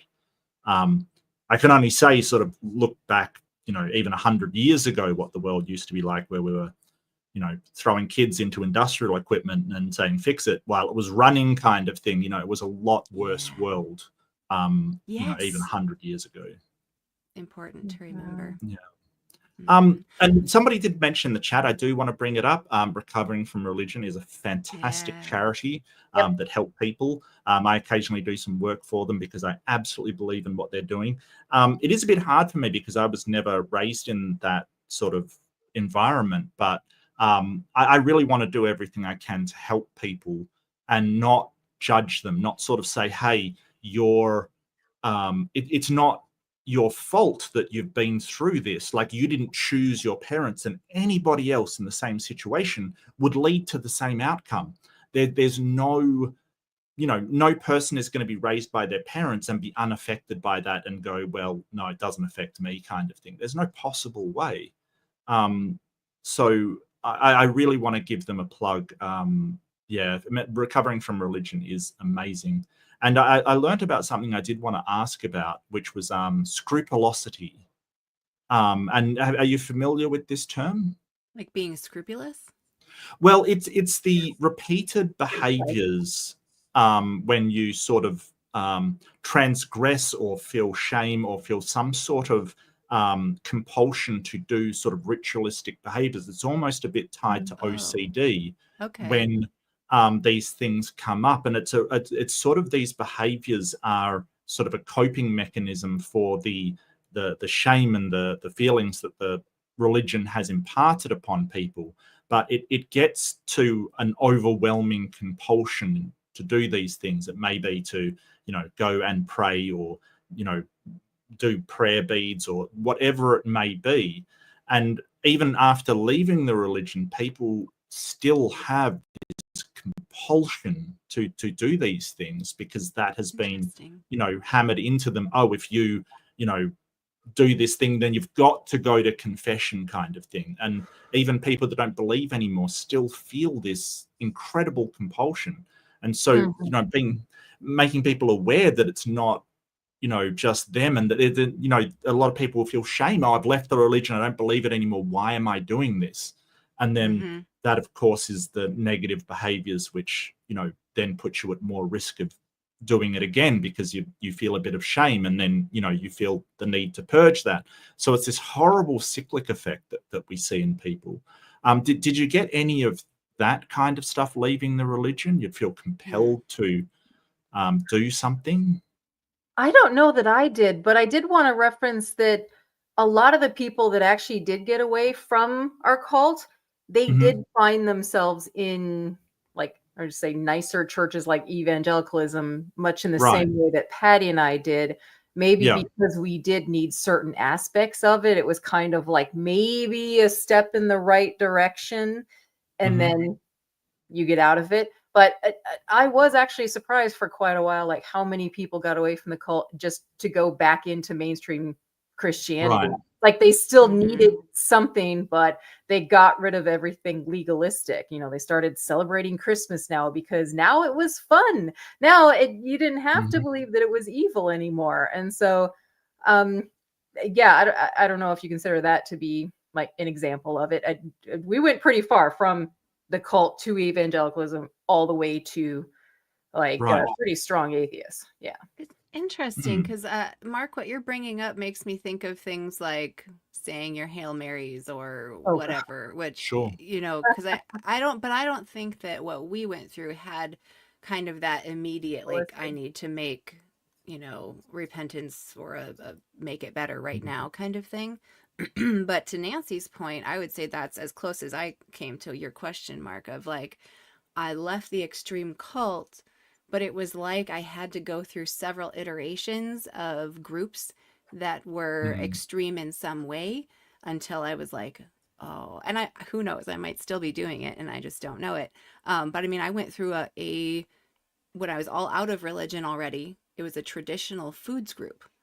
But here, now that I'm past that, I'm like, that was kind of culty too, because it was, like you ferment all of your grains in this way and you separate milk and do blah, blah, blah. And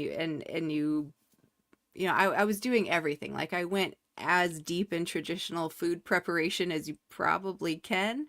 Crunchy Mama. Yeah, in my Crunchy Mama hippie days. Okay. Which I enjoyed, but at some point I was like, oh no, this is a whole cult, because the people in the traditional foods group would kind of do the like, I'm going to get you back into our lane here, of like, oh, you're going to feed your child extruded cereal, so you start to realize what the in-group and out-group things are from to do, right? So it's like, once you see the wheel of how cults control, you can see these things happening in so many groups. And I think for those coming out of cults, it can make it so that groups feel very unsafe. Like I've had a very hard time feeling connected to a group, like I could be a part of a group, because I would notice all the little things they would try to get me to do to be in the group. Like, those normative expectations kind of thing. They would expect you to be a certain way, or, do this in a certain way. Yeah, maybe I get to an extent. Structure. We have some things we need to do as humans that are similar to like have social cohesion and stuff, but it's that same mechanism that we do need that gets, co-opted into controlling situations that are unhealthy. Right. Well, I think we needed the structure when we got out. Maybe for you, aside from evangelicalism, it was like the Crunchy Mom food stuff. For me, it was military. I needed that stuff. Oh, and an MLM. I used to sell Amway, Mark Reid, if you're familiar with them. Yeah. Vaguely, yeah. Okay. Well, you're in Australia, so I don't know if it's. We've got Amway and things like that. It isn't huge over here. It really isn't. I do find it interesting that you both sort of looked for that. You got out of a system with a very disciplined structure, and you both went into another system with a very disciplined structure. Yes. For a while, yeah. I mean, but Yeah. I think that's the deconstruction process, is you Yeah. identify some things you're not into about a group, and so you find a group that doesn't have those things, but then you're like, oh, there's more to it. You know, and Well, you keep finding deeper layers of control. in all honesty, that doesn't sound like scrupulosity, because that really is Okay, a that's fair. compulsive behavior. You can't avoid Okay. doing it. So it really doesn't So sound like it to maybe me anyway. But, didn't have you know, that, I'm yeah. not a We lucked out. psychologist or anything. Another thing that people say is that they have sort of, when they are leaving the religion, they have sort of aimlessness, purpose, like you've lost your purpose. Did you go through that at all? Maybe not for you, Nancy. If you had the military, then you would have had, you know, task and purpose kind of thing. But you know, I'm not Yeah, sure. I would say I didn't have. I had structure for sure, even though I was horrible at it. But I was a horrible cult baby. I was a horrible Christian in evangelicalism. I was a horrible soldier, and I was horrible at selling Amway. In fact, I didn't even do that well in the corporate world, because all of a sudden, when I got into the corporate world, I do have a background in HR. I still struggled with people telling me what to do. All of a sudden, I'm an HR manager. I'm like, oh, I'm actually in charge of shit here. I need to figure this out on my own. So I in a way, I was kind of horrible there too. And it's been a long process. But I would say I only found myself pretty recently. Once all of that structure went away, and I realized I do not want structure in my life. In fact, I like my life all over the place. And therefore, I kind of got addicted to world travel, like traveling around the world and learning about cultures and stuff. And I think that was a much healthier way to do it. I even wrote a book when I was in India, too. I wrote a novel, which is not so much about religious trauma, but it was the result of religious trauma. I needed a way to get all my thoughts out because I had never dealt with it. And so I wrote a book, and that's how I got kind of my start on this path of deconstruction, realizing I just needed to get it out of me. Well, it's amazing when you travel how much those things that you think are givens within, you know, they're a given in your culture. Suddenly, you know, those people aren't doing it, and they're perfectly fine, and you know, having a happy life. And it's really eye-opening how little we actually have to do to work together, that because they're over there doing it and they don't have any of the customs we do. So I think that's wonderful. And what's your favorite place? I got to go with New Zealand on that. New Zealand. Okay. Nice. I'm offended. Sorry, I know it's your neighbor. Yeah, no, I know. I hate New Zealand. They say, no, New Zealand's like just gorgeous. I'm actually just jealous, quite frankly. Have you traveled much, Patti? Have I traveled much? Yeah. A little. I went to Argentina for a missions trip that was very deconstructive for me, actually. Okay. Yeah. It was good to go down there and work on a Christian college campus and to minister to street kids in a way that I found very dishonoring of their humanity. Yeah. And then I was lucky enough at the end of 2019, Nancy and her husband were going to be in India, and my kids were old enough, so we did the whole thing. And we went around to India, like over the Pacific to India. And then when we left 3 weeks later, we came around and stopped in France on our way home. So we did a whole circle around the planet. And then that night that we landed, the novel coronavirus was announced to the world. So it was this moment where also I had done school, like world schooling, not full world schooling, but kind of an unschooly mentality with my kids for several years, where we'd explored the world on our own terms as much as we had the privilege to do so. And India was like the culmination. Like, we hadn't traveled outside the US. It was like, let's do this thing. And it was like, where do we go from here? We've just seen the whole world. And I guess now we'll just see the inside of our apartment for the next few years. But it was in that time, I would say, like I created structure for myself through groups. And then I was a mama to my kids. And so I was creating our life, which I created a structure that was very different from mainstream life because I didn't send them to school. And then when we're all at home for COVID, my entire structure was gone. And that's probably the one time I really did struggle with structure. But it was going to happen anyway, because it was at this time of my kids are big enough to go, seek their own life now. And that leaves me like, okay, what do I do now? I had a career, and then I was with my kids for all those years. And so we had saved up a little bit so that I could sort of re-educate and figure out what I wanted out of life for myself next. And you're looking at it. So Yeah, fantastic. us doing this channel is what I'm using that little bit that I saved up to do, is to build what we're doing a better here. place. Yeah. Well, yeah, there's this idea of ikigai. It's a Japanese concept, but it's like seeking to find the intersection of something you're good at, something you care about, something the world needs, and something that can pay you. Ooh, that sounds a lot Ooh. more difficult than you first, your wax I on, agree. wax off thing Absolutely. suggests right there. I got to say that. No, I don't think it's easy at all. But creating this channel and trying to create healing spaces with coaching options, group discussion options, is my best attempt at this. Could potentially be something that meets all of that to a degree. I'm trying. To me, that's like, how can we live authentically in a way that honors us and others? Mm-hmm. And if we're all trying to do that, like, we're going to do pretty okay, guys. We can do this. Yeah. Well, I had to have a giggle at the COVID thing when Armstrong was right after all. Oh, no, he wasn't. He was wrong again. Okay. That's, like the amount of end of the world stuff that I saw. Let me tell you.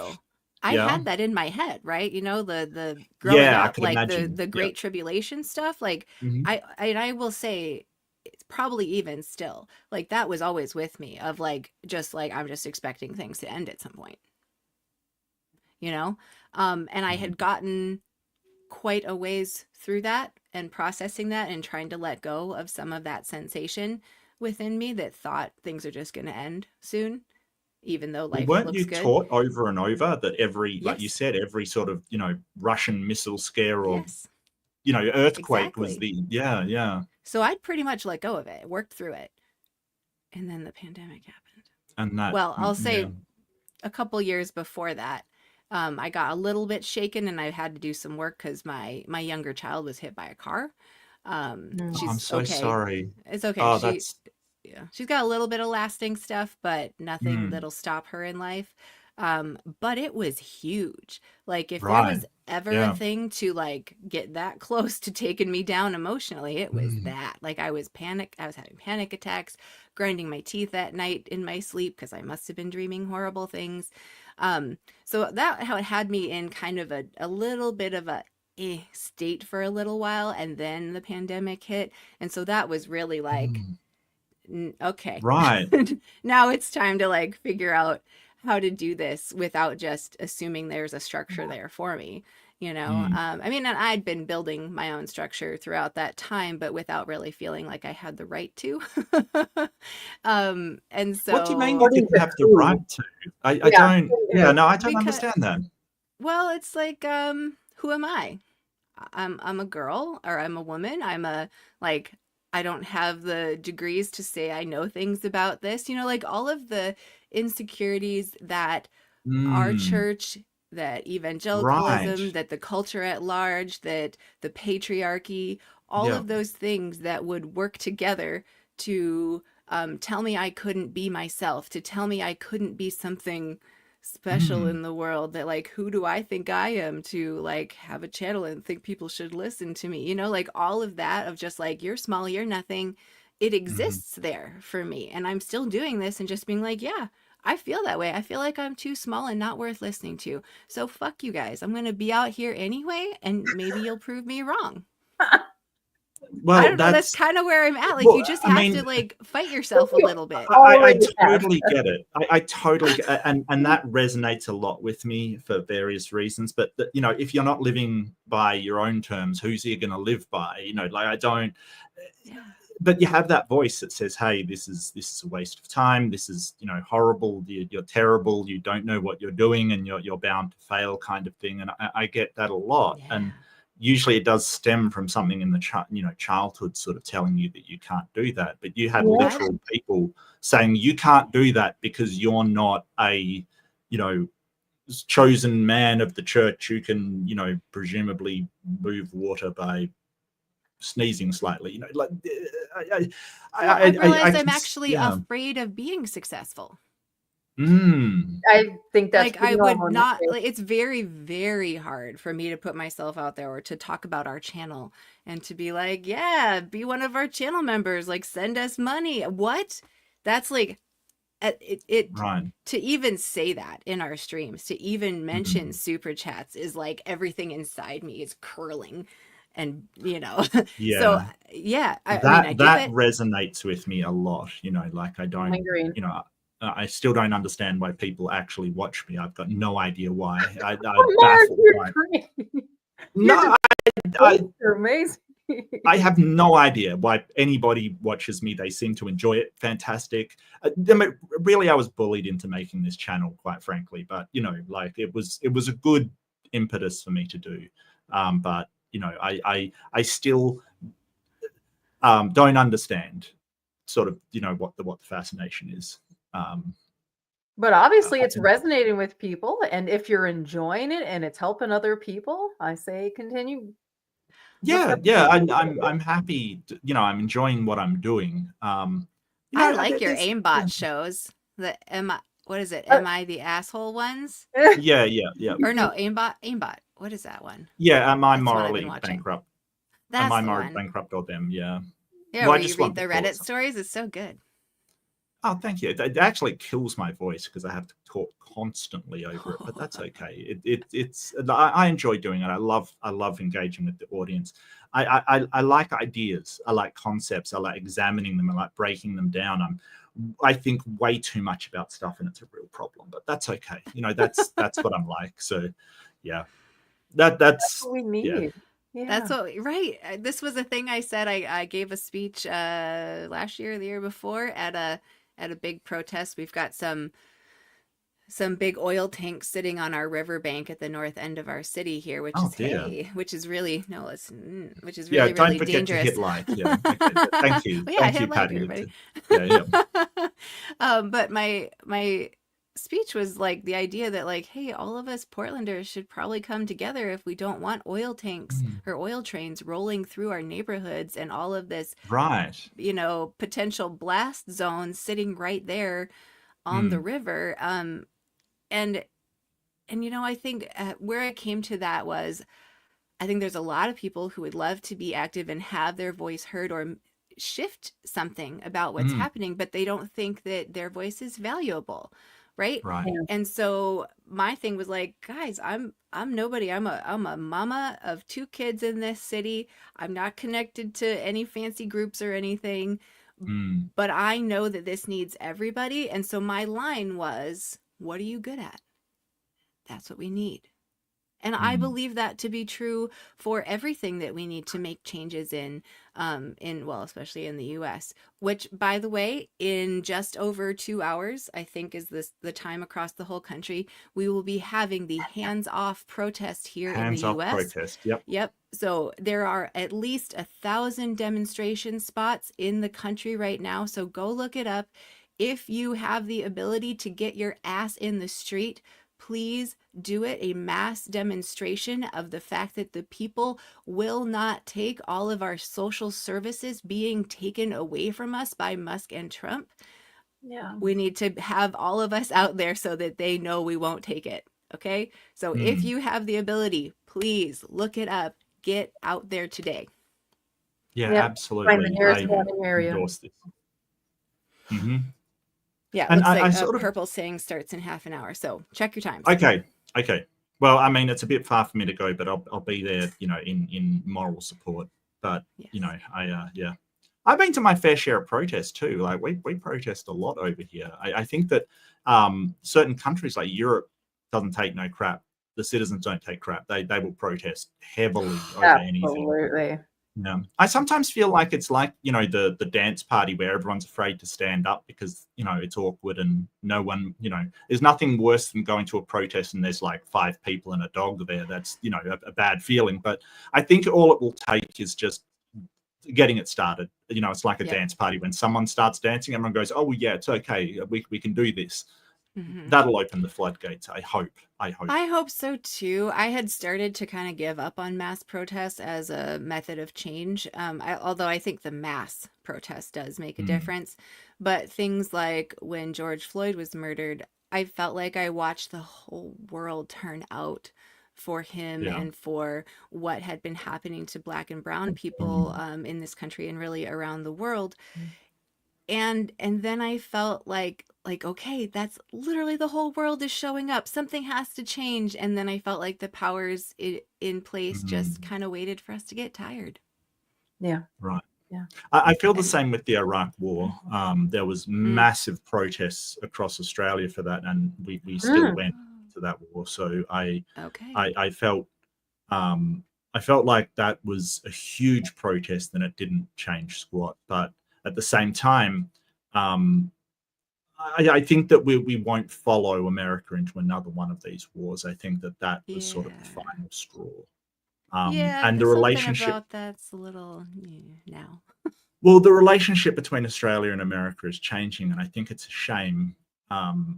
We're sort of going, well, we don't want to be a strategic partner anymore, and we want to, sort of not be associated with America anymore, which is horrifying because, the Americans that I know are amazing people, and I admire their love of helping people and making things bigger and better and striving kind of thing for the best, and it's a real shame. It's a real shame what's happening, and I'm glad I'm not there, but at the same time, it upsets me.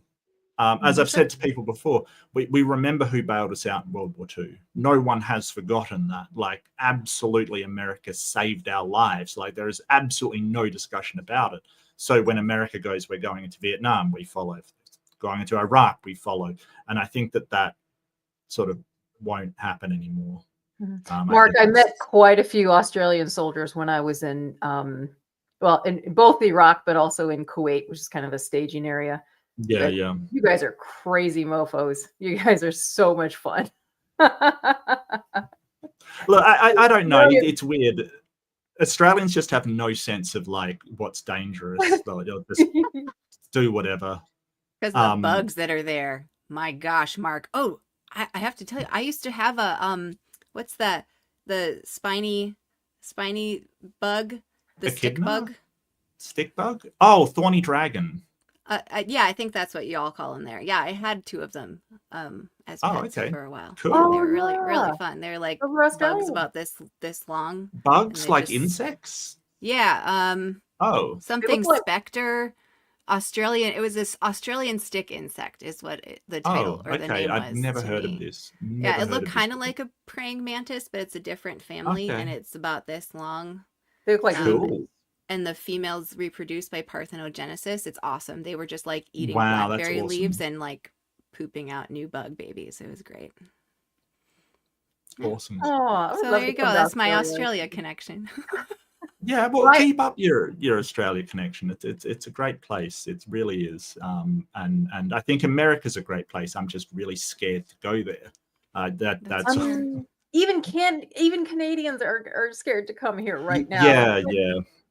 I was gonna. I feel like if I go there, I'm going to be deported anyway. So there is that risk. Yeah. Well, so Janice Selby is putting on the Shameless Sexuality Conference that was scheduled to be in Seattle in May, but she, being a Canadian, has now been informed by her government that it is no longer safe to travel to the U.S. Right. So now the conference has unfortunately had to go online. But I'm very excited because it's all about overcoming purity culture damage, and it's got counselors, therapists, sex workers, adult performers, all kinds of people who know the real stuff about Mhm. humans in that aspect. Yeah. That's awesome. It'll still happen, but online. It's wild that you have a travel warning to America, though. I mean, what is? What the fuck, guys? Yeah. But I try to be hopeful. I definitely try to be hopeful, and I think that people. Can be, right? Well, I mean, what has happened, and this is only the first few months, and it's a disaster. Financially, strategically, politically, in every sense, it's an absolute shambles. So, I don't know who can look at it and go, well, Trump's fulfilled all of his promises, kind of thing. Because I mean, seriously, I'm pretty concerned, to be honest, about the planting season that's happening right now. Planting season? Planting, yeah, like food, like planting food that needs to go in the ground right now and needs to be harvested in the fall. And all of Didn't he cut subsidies to the farmers, like just cut them off completely? To tell you the truth, I don't know about that, but what he has done is sent out ICE agents to round up immigrants in this country. And that was a large part of the workforce planting and picking the food that all of us eat. So how this plays out is a pretty big question mark in my head, because as I mentioned, doing the traditional foods thing, like I have spent time across the entire breadth of how we produce food in this country. I've worked at Hillshire Farm packing sausages. I did the traditional food I hope thing. that's not a euphemism for something. I really do. Nope, it was actually packaging kielbasas. And yeah. Nope, the real deal. And working, like I've done farm to table kind of stuff, and I currently volunteer at a facility in my area that's like a distribution center for all the food banks in our area. And so they'll get kind of like the bent and dent, or like, right about at expiration date products. Yeah. And so it all gets collected there and then distributed back out to all the food banks, and then to about 800 families that participate in the program there. And it's been interesting. I've been a part of that program for about 5 years. And so I got to watch what happened, like what was coming into that place during the pandemic. And now I'm watching what's happening as our Hispanic friends are feeling less safe to shop. And so the things that would be sold at Hispanic stores are now coming into this facility. So yeah, it's an interesting way to see how our food systems work, and it does raise all those questions for me of what happens when this year's harvest is harder to get. Yeah, and it's not able to be picked anymore. It's just going to lie fallow in the fields, and that's not if it gets planted, right? Right, absolutely, yeah. And I guess do you think there's any plan to make up for this shortfall of labor, or do you just think this is, well, as Ember just put in the chat, and I've heard this too, we are rolling back child labor laws. Oh yeah, just send the kids out to do it. Yeah, that's Robin. Oh yeah, Robin said Florida is going to employ children. That is horrific. Robin said it too. Yeah. Oh. I haven't looked into that to understand the ins and outs, but it kind of just made me shrink into myself for a minute when I heard it. I just said that 100 years ago we were throwing children into industrial machinery. Apparently that's the way we want to go back to. Okay, I retract my statement that it's all better. Not surprised. Yeah, bankruptcy for small farms. Yeah, we knew that one. Yeah, I mean, it wouldn't surprise me if that's kind of what's behind it, right? Because if we can assume, I think fairly safely, that big money ventures are pushing forward those decisions being made, bigotry and big money, then there's probably some purpose to that. And if there's a push to make farming a more industrial than it is, a more industrial kind of thing, then maybe that's what it is, which I'm not against. Like, I'm for ways that we can mass produce food to feed all of us. It's just when that creates multinational corporations that then mean that the average person is having a harder time getting their food that I have a problem with it. Like, if we were going to come together and all work hard to create facilities that mass produced food, sure, I could get on board with that if everyone's treated fairly in it. Yeah, pretty down here, Mark. So if you feel like opening up your home to us there in Australia so that we can hang for a while, let us know. Oh, of course. Yeah. I live in an apartment, so you can have the Oh. couch. Presumably someone can have the bathroom, like, sure. I would sleep on the floor at this point. No worries. Look, I am in the mind of, I sort of, it's a weird feeling because you're like, Trump's failing catastrophically. And that's, I'm like, yeah, you suck. And now it's evident for everybody to see. That's good. But at the same time, my friends, some awesome people are over there. It's just such a conflicted feeling. There's a feeling of, it's great that he sucks, but at the same time, you're like, oh, but these poor people, they didn't vote for him. Right. And I respect Canada for targeting, red state products and not blue state products. They're sort of at least trying to minimize the damage to people that didn't vote, for that person. So I hadn't heard that. That's great. Yeah, they targeted stuff that is, sells well in tariffs on stuff that sells well in red states, or things that red states produce, like Kentucky bourbon and things like that. Like all of the red state products, trying to avoid the blue state ones, which I thought was, kind of nice of them, I guess. But they've started to boycott all American products, and we're seeing the same over in Australia. Just mass boycotts all around. And I support them, but at the same time, it sucks. It sucks that there's such good people being absolutely, like I was sort of said to somebody, it's not going to be the billionaires who are going to, starve when boycotts happen. It's going to be the poor and the needy that do. But at the same time, you can't prop up a system that is treating their people so badly. So it's kind of it's a real horrific thing to do. And I just hope we have the fight left in us. I felt like Trump's first term was like, let's get all of our fire out so that we're just tired by the next one. But I hope I'm wrong about that. I hope we're still ready to bring it. I have a friend, my friend Jerry is 84. He was a activist throughout the 60s, 70s, 80s, 90s. And he talks about this idea that America seems to behave as though it was already a conquered province. The idea that our behavior is somewhat like that of Vichy France when the Nazis rolled in or something. Just that it's like, it's like we've already been conditioned out of knowing our own power. Right. Yeah. That the force is so overwhelming, it's pointless to try. And I think that is, I guess, the biggest problem. And I mean, same is true of Australia. We've been convinced that, hey, I'm worried about my job. I'm worried about, putting food on the table. If I get up and protest, it's not going to make a difference, and I'm going to lose everything that I've got. The fear is really palpable.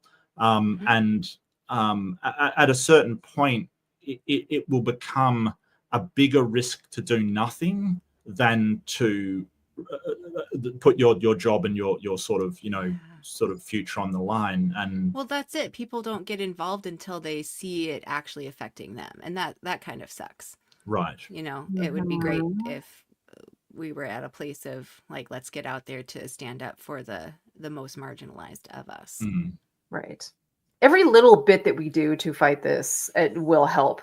And we need to keep telling ourselves it is making a difference, even if we're not seeing results. You can't go to the gym for a couple days a week and expect results right away. It's not going to happen. I often use the analogy like, this all of society kind of feels like, oh, we finally got to the finish line of the race, but we have to not only go all the way back to the start of the race, now there's more obstacles in our way. And like, we know what's going to happen when we get to that, to the end of the race. They're like, we're just going to have to go right back to the beginning. And it is exhausting. And some people feel like they want to give up because it's like, why am I spending all this energy when I feel like it's not making a difference? But I think we need to keep, what are we going to do? Lie down and take it? No, we have to keep fighting.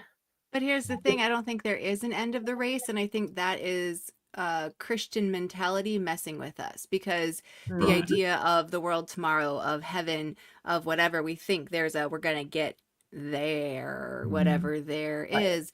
And what Jerry, same friend, says about when the Civil Rights Act was passed, that it was like we blinked. It happened and everyone rejoiced and we thought we did it, done. But what we Right. didn't Right. realize was the very next day was the first day we needed to start defending it. And that is Mm. now very clear, you know? Yes. Yeah.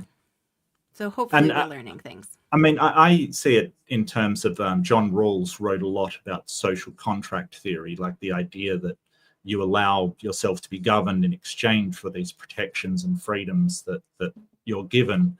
And I really worry that that social contract, once broken, like there's so many people disillusioned with the government. Is it something to, you can reestablish in America, like, oh, you trust the government to govern you, and they'll provide you with certain protections after this. Like, a lot of people don't think the government will protect them because it's the government doing this to them. So it makes me really worry for that. But Right. I mean, I'm in that boat too, unless it's a right. complete overhaul where it actually feels like it's fucking by the people for the people.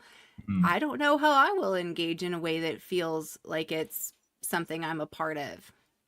Have we ever felt like it was that way? I don't know. Have people ever really truly trusted this government here?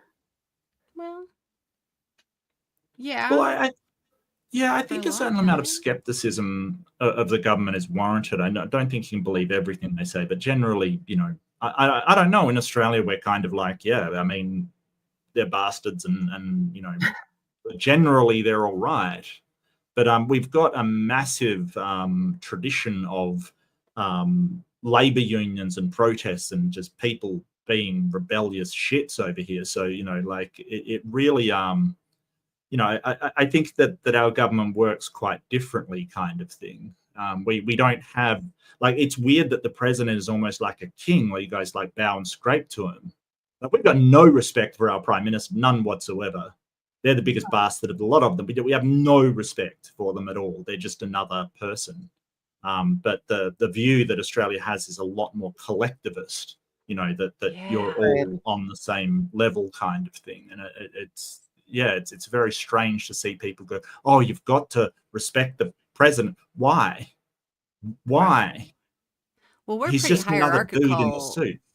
even outside Right. of the president. Yeah. Like, Right. like, oh, whatever the big middle class thing. Like, sorry, that's gone. Like, people separate themselves into groups of, being better than each other all the time. It's such a thing here. And then we Right. keep it that way by making sure that our public school system is funded by the neighborhoods that they're in, meaning that kids in poor areas get the poorer resources and the kids in richer areas get richer Right. resources. Yep. And there's been attempts to level that out, but let's be real, that's not really what happens. We love our hierarchy here. We love to step on other people's heads to get to that next level. Yeah, somehow we've missed the collectivist thing, and it is very sad and will bring us sadness. Well, and I great harm. mean, it's really weird. In Australia, we have something called tall poppy syndrome. And what that is when you're in a group like poppies growing and one grows taller, it's cut off, basically. Like, we have a habit of cutting people off that sort of grow above the rest. So if you're sort of going around bragging at how amazing you are and awesome you are and all of this kind of stuff, someone will tell you to shut the F up, like, seriously. And here everyone will be like, oh, you are, aren't you? Well, it's got some disadvantages as well, because if someone believe it, excels, and rightfully so, they may deserve adulation, but they won't get it. They'll just be like, yeah, what do you think, you're fantastic or something? So it's a double-edged sword with that tall poppy syndrome, that you don't get, these massive egos on these people that think they're, the next best thing since Jesus. But you also don't get, the encouragement of somebody to really excel in their field. So it is a double-edged sword in that way. Wow. So something about what America's doing and Australia's doing, we need to like take the learnings from both. Yeah. And we'll be getting it. It's almost like us humans could put our brains together and survey things honestly and decide what's working really good for humans and then keep doing more of that. And we could, make things get better. Well, that's the weird part. You have so much of this stuff like, oh, you stole this from Christianity. And it's like, no. And even if you took something from Christianity that's good, why would we not? Like, I don't understand the idea that any religion or any group of people, like Finland, for instance, amazing school system, like incredible school system. If we steal that, like what's the problem with using something that works? Right. Wouldn't I don't you want understand to it. share it if Right. it's that good? Yeah. Mhm. Yeah. It's wild to me that people can say, hey, this idea is ours and it works, so you can't take it. No, we should be sharing this around the world so everybody benefits. But Share. Tribalism. Yes, I know. tribal, And absolutely. I Not grew even up on like one. Sesame. Oh, sorry. No, go ahead.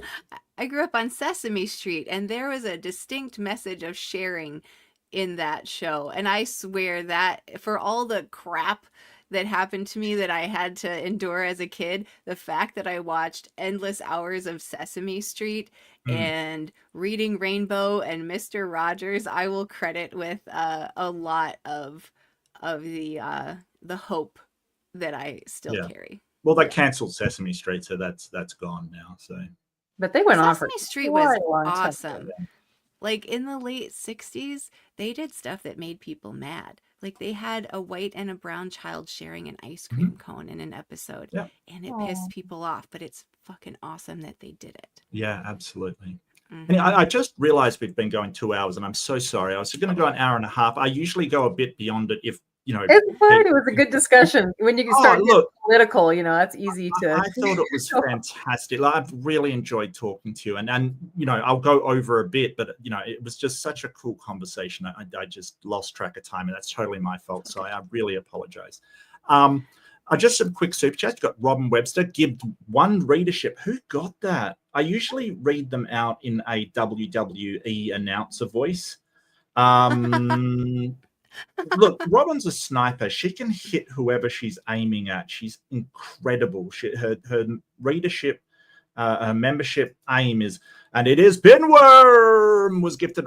Wow, she hit Pinworm. Well done. Good one, Robin. Yeah, that's awesome. And this is what I mean. Are you ready for this? The next super chat, Pinworm. She's incredible. Pinworm, hello, Mark and guests. Hope all is well. Fantastic. Thank you, Pinworm. I'm in a really good mood today. It may just be me being overly tired, but how are you guys feeling? How are you feeling? Well, Mark, what time is it there in Australia for you? It is 1 o'clock in the morning. Oh, shit. Oh, Mark. No, it's totally fine. It's totally fine. I had a nap this afternoon, so, it should be fine. I'm feeling a little tired. We were up till, it was maybe about midnight, 1 a.m. that we had our show last night Central. So it was a little, I'm a little tired this morning, but it's okay. Okay. Well, I'll get through these fast, and then we can. Do your thing, honey. So tons of mice for $5. I like the idea of Scotch. Yay. Okay. That was probably in response to me saying they're putting things on bourbon. I'm pretty sure Scotch comes from Scotland, so it should be fine. Okay, Canadians, your Scotch will be untouched. Although if Trump puts a tariff on Scotland, then Scotch may go up if you're in the US, which it looks like you are because it doesn't say a currency type. I have deduced this. Bob Champagne for $5. What was with the alcohol today? Like, seriously? Scotch, whiskey, champagne? It's crazy. Thank you so much, Bob Champagne. I genuinely feel I do not have much to contribute, but I can give monies. Oh, I'm sure I've seen you. I've talked Bobby. to Bob in the chat, actually, and you've said some very funny stuff. So I refute that. I absolutely refute that. Everybody has something to contribute. We met Bobby at Free Flow, actually. So cool. I think he's an amazing person. Yeah. Cool. I'm happy to see him in all the comments. Yep. No worries. Well, that sort of brings us to the end. What are you getting up to? What have you got planned for the future? Well, we have a number of different series. Pat, did you want to go through those? On how we're kind of taking our channel right now. We have, interview series and all that. Yep. Currently, we do a podcast, which is usually Nancy and I. Sometimes we bring in friends for a panel, and that's, I don't know, more of a serious conversation, I would say, and it's us deconstructing. And then we do an interview series where we bring in helping professionals in the cult recovery spaces, religious deconstruction spaces, atheist spaces, and also atheist content creators. It's so much fun to hang out with all of them. And we're going to be starting, there's one of them out there, short scripted videos that'll be either Nancy or I or both of us together. And those will be a little bit more on the lines of kind of funny, kind of serious, but scripted with a really pointed message of to deprogram kind of things, you know? Yeah. So that's upcoming. And let's see, what else are we doing, Nance? Feel like we have 100 other ideas, but I mean, we do have. Do you want to talk about specific shows? Yeah, so I mean, we have our live chat. That's every other Friday. So we just had it last night, and usually that's a reaction video. We've been watching content from the Worldwide Church of God because they had so many different programs, but now we changed it up a little bit and watched the Girl Defined video last night. So we're only about a year and a half into our channel, but we're still trying to find sort of our niche. And I think ultimately we're not really that interested in the deconstruction details and the details about the cult. Yes, we endure the cult, but we want to be more on like the healing aspect of it. Yes. So we're not talking theology. No. Hope and support. Yeah, right. Hope and we support. have no interest in reading the Bible again. Again, there's already, these great channels like yourself that can talk about that kind of thing. But and you know what we're going to be doing too is we currently have quite a lot of members because there's been a lot of gifting going on our channel. So we're going to run as many live streams, 2 or 3, I would say, over the next couple of weeks as we can somewhat during the day. We're going to test some times and invite the new members to come check out a daytime live stream and see what works for people, right? Like I want to see for the people watching us, what times do they like to show up for a live, and figure out what works for that and start to build a community that, has a landing spot a little bit. That's awesome. Anyway, I've linked you in the chat, and I think I linked you in the description as well. So if you do need to go sub right now. I love what you do. I love the hopefulness and the message that you give. I love your perspective on life, and there's a lot of sort of really raucous laughter going on over there. I absolutely love it. So absolutely fantastic. Don't forget to like and subscribe. I may have a debate coming up, but first off, we're doing a debate dissection of Alex O'Connor talking to random people. That's in like about 8 hours. So yeah. That's going to be fun. If that's the Jubilee video, be careful. Yes. I saw someone else get their stream taken down because of using copyright on that one. Oh. Or copyright rules on the Jubilee video. Yeah. I don't know what it was. Yeah, I've done a lot of videos. I'm not sure about that one, but fair use sort of says that we're allowed to comment and critique it. And Ember and I, we're our problem is letting it play without actually going off some wild tangent and stopping it. So I don't know. I have no idea. Yeah. I just saw a stream end midstream watching that one. So okay. Yeah. Well, it may have been the Alex O'Connor. It may have been the other one, which was who was it? There was another guy who does debates, and I'm completely blanking on his name. Sam Cedar did one that was absolutely huge. I don't think the Alex O'Connor one was as huge. If it closes down, it closes down. All I can do is, that's. I'm very aware of what fair use is, and we're allowed to critique and comment on stuff. But if they want to do that, there's not much we can do about it. I guess that kind of sucks. But Anyway. Just mentioning it since I saw it. No worries. Hey, I'll just, if it happens, it happens. Deal with it and get on with it. You know, what are you going to do? We do, you know, debate review. It's sort of debate, and we're going to review it. So yeah, if good. that's against the rules, and that's against the rules, we'll find some other debate and review that instead. Screw it. All of us will never run out of content. That's the fun part. It's odd. It's sort of I'm not like debates have turned into this chest beating, bro, I'm better than you stuff, and it's kind of disappointing. But you know, we work with what we've got. But thank you so much for coming on. I've really enjoyed it. You guys are amazing. And your channel has taken off and passed 1,000, which is fantastic. And I see it growing even more. And I really hope it does, because I love what you're doing over there. So I really hope so.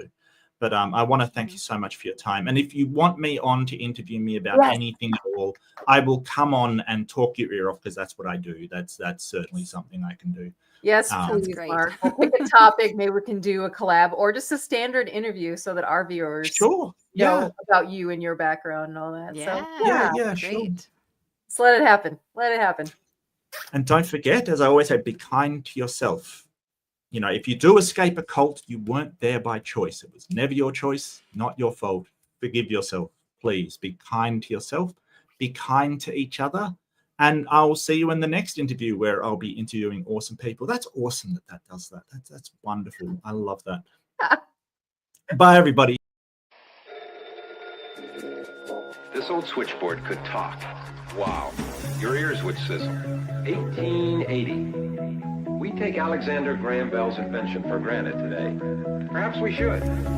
But isn't it incredible that millions and millions of people can talk simultaneously to practically any spot on Earth?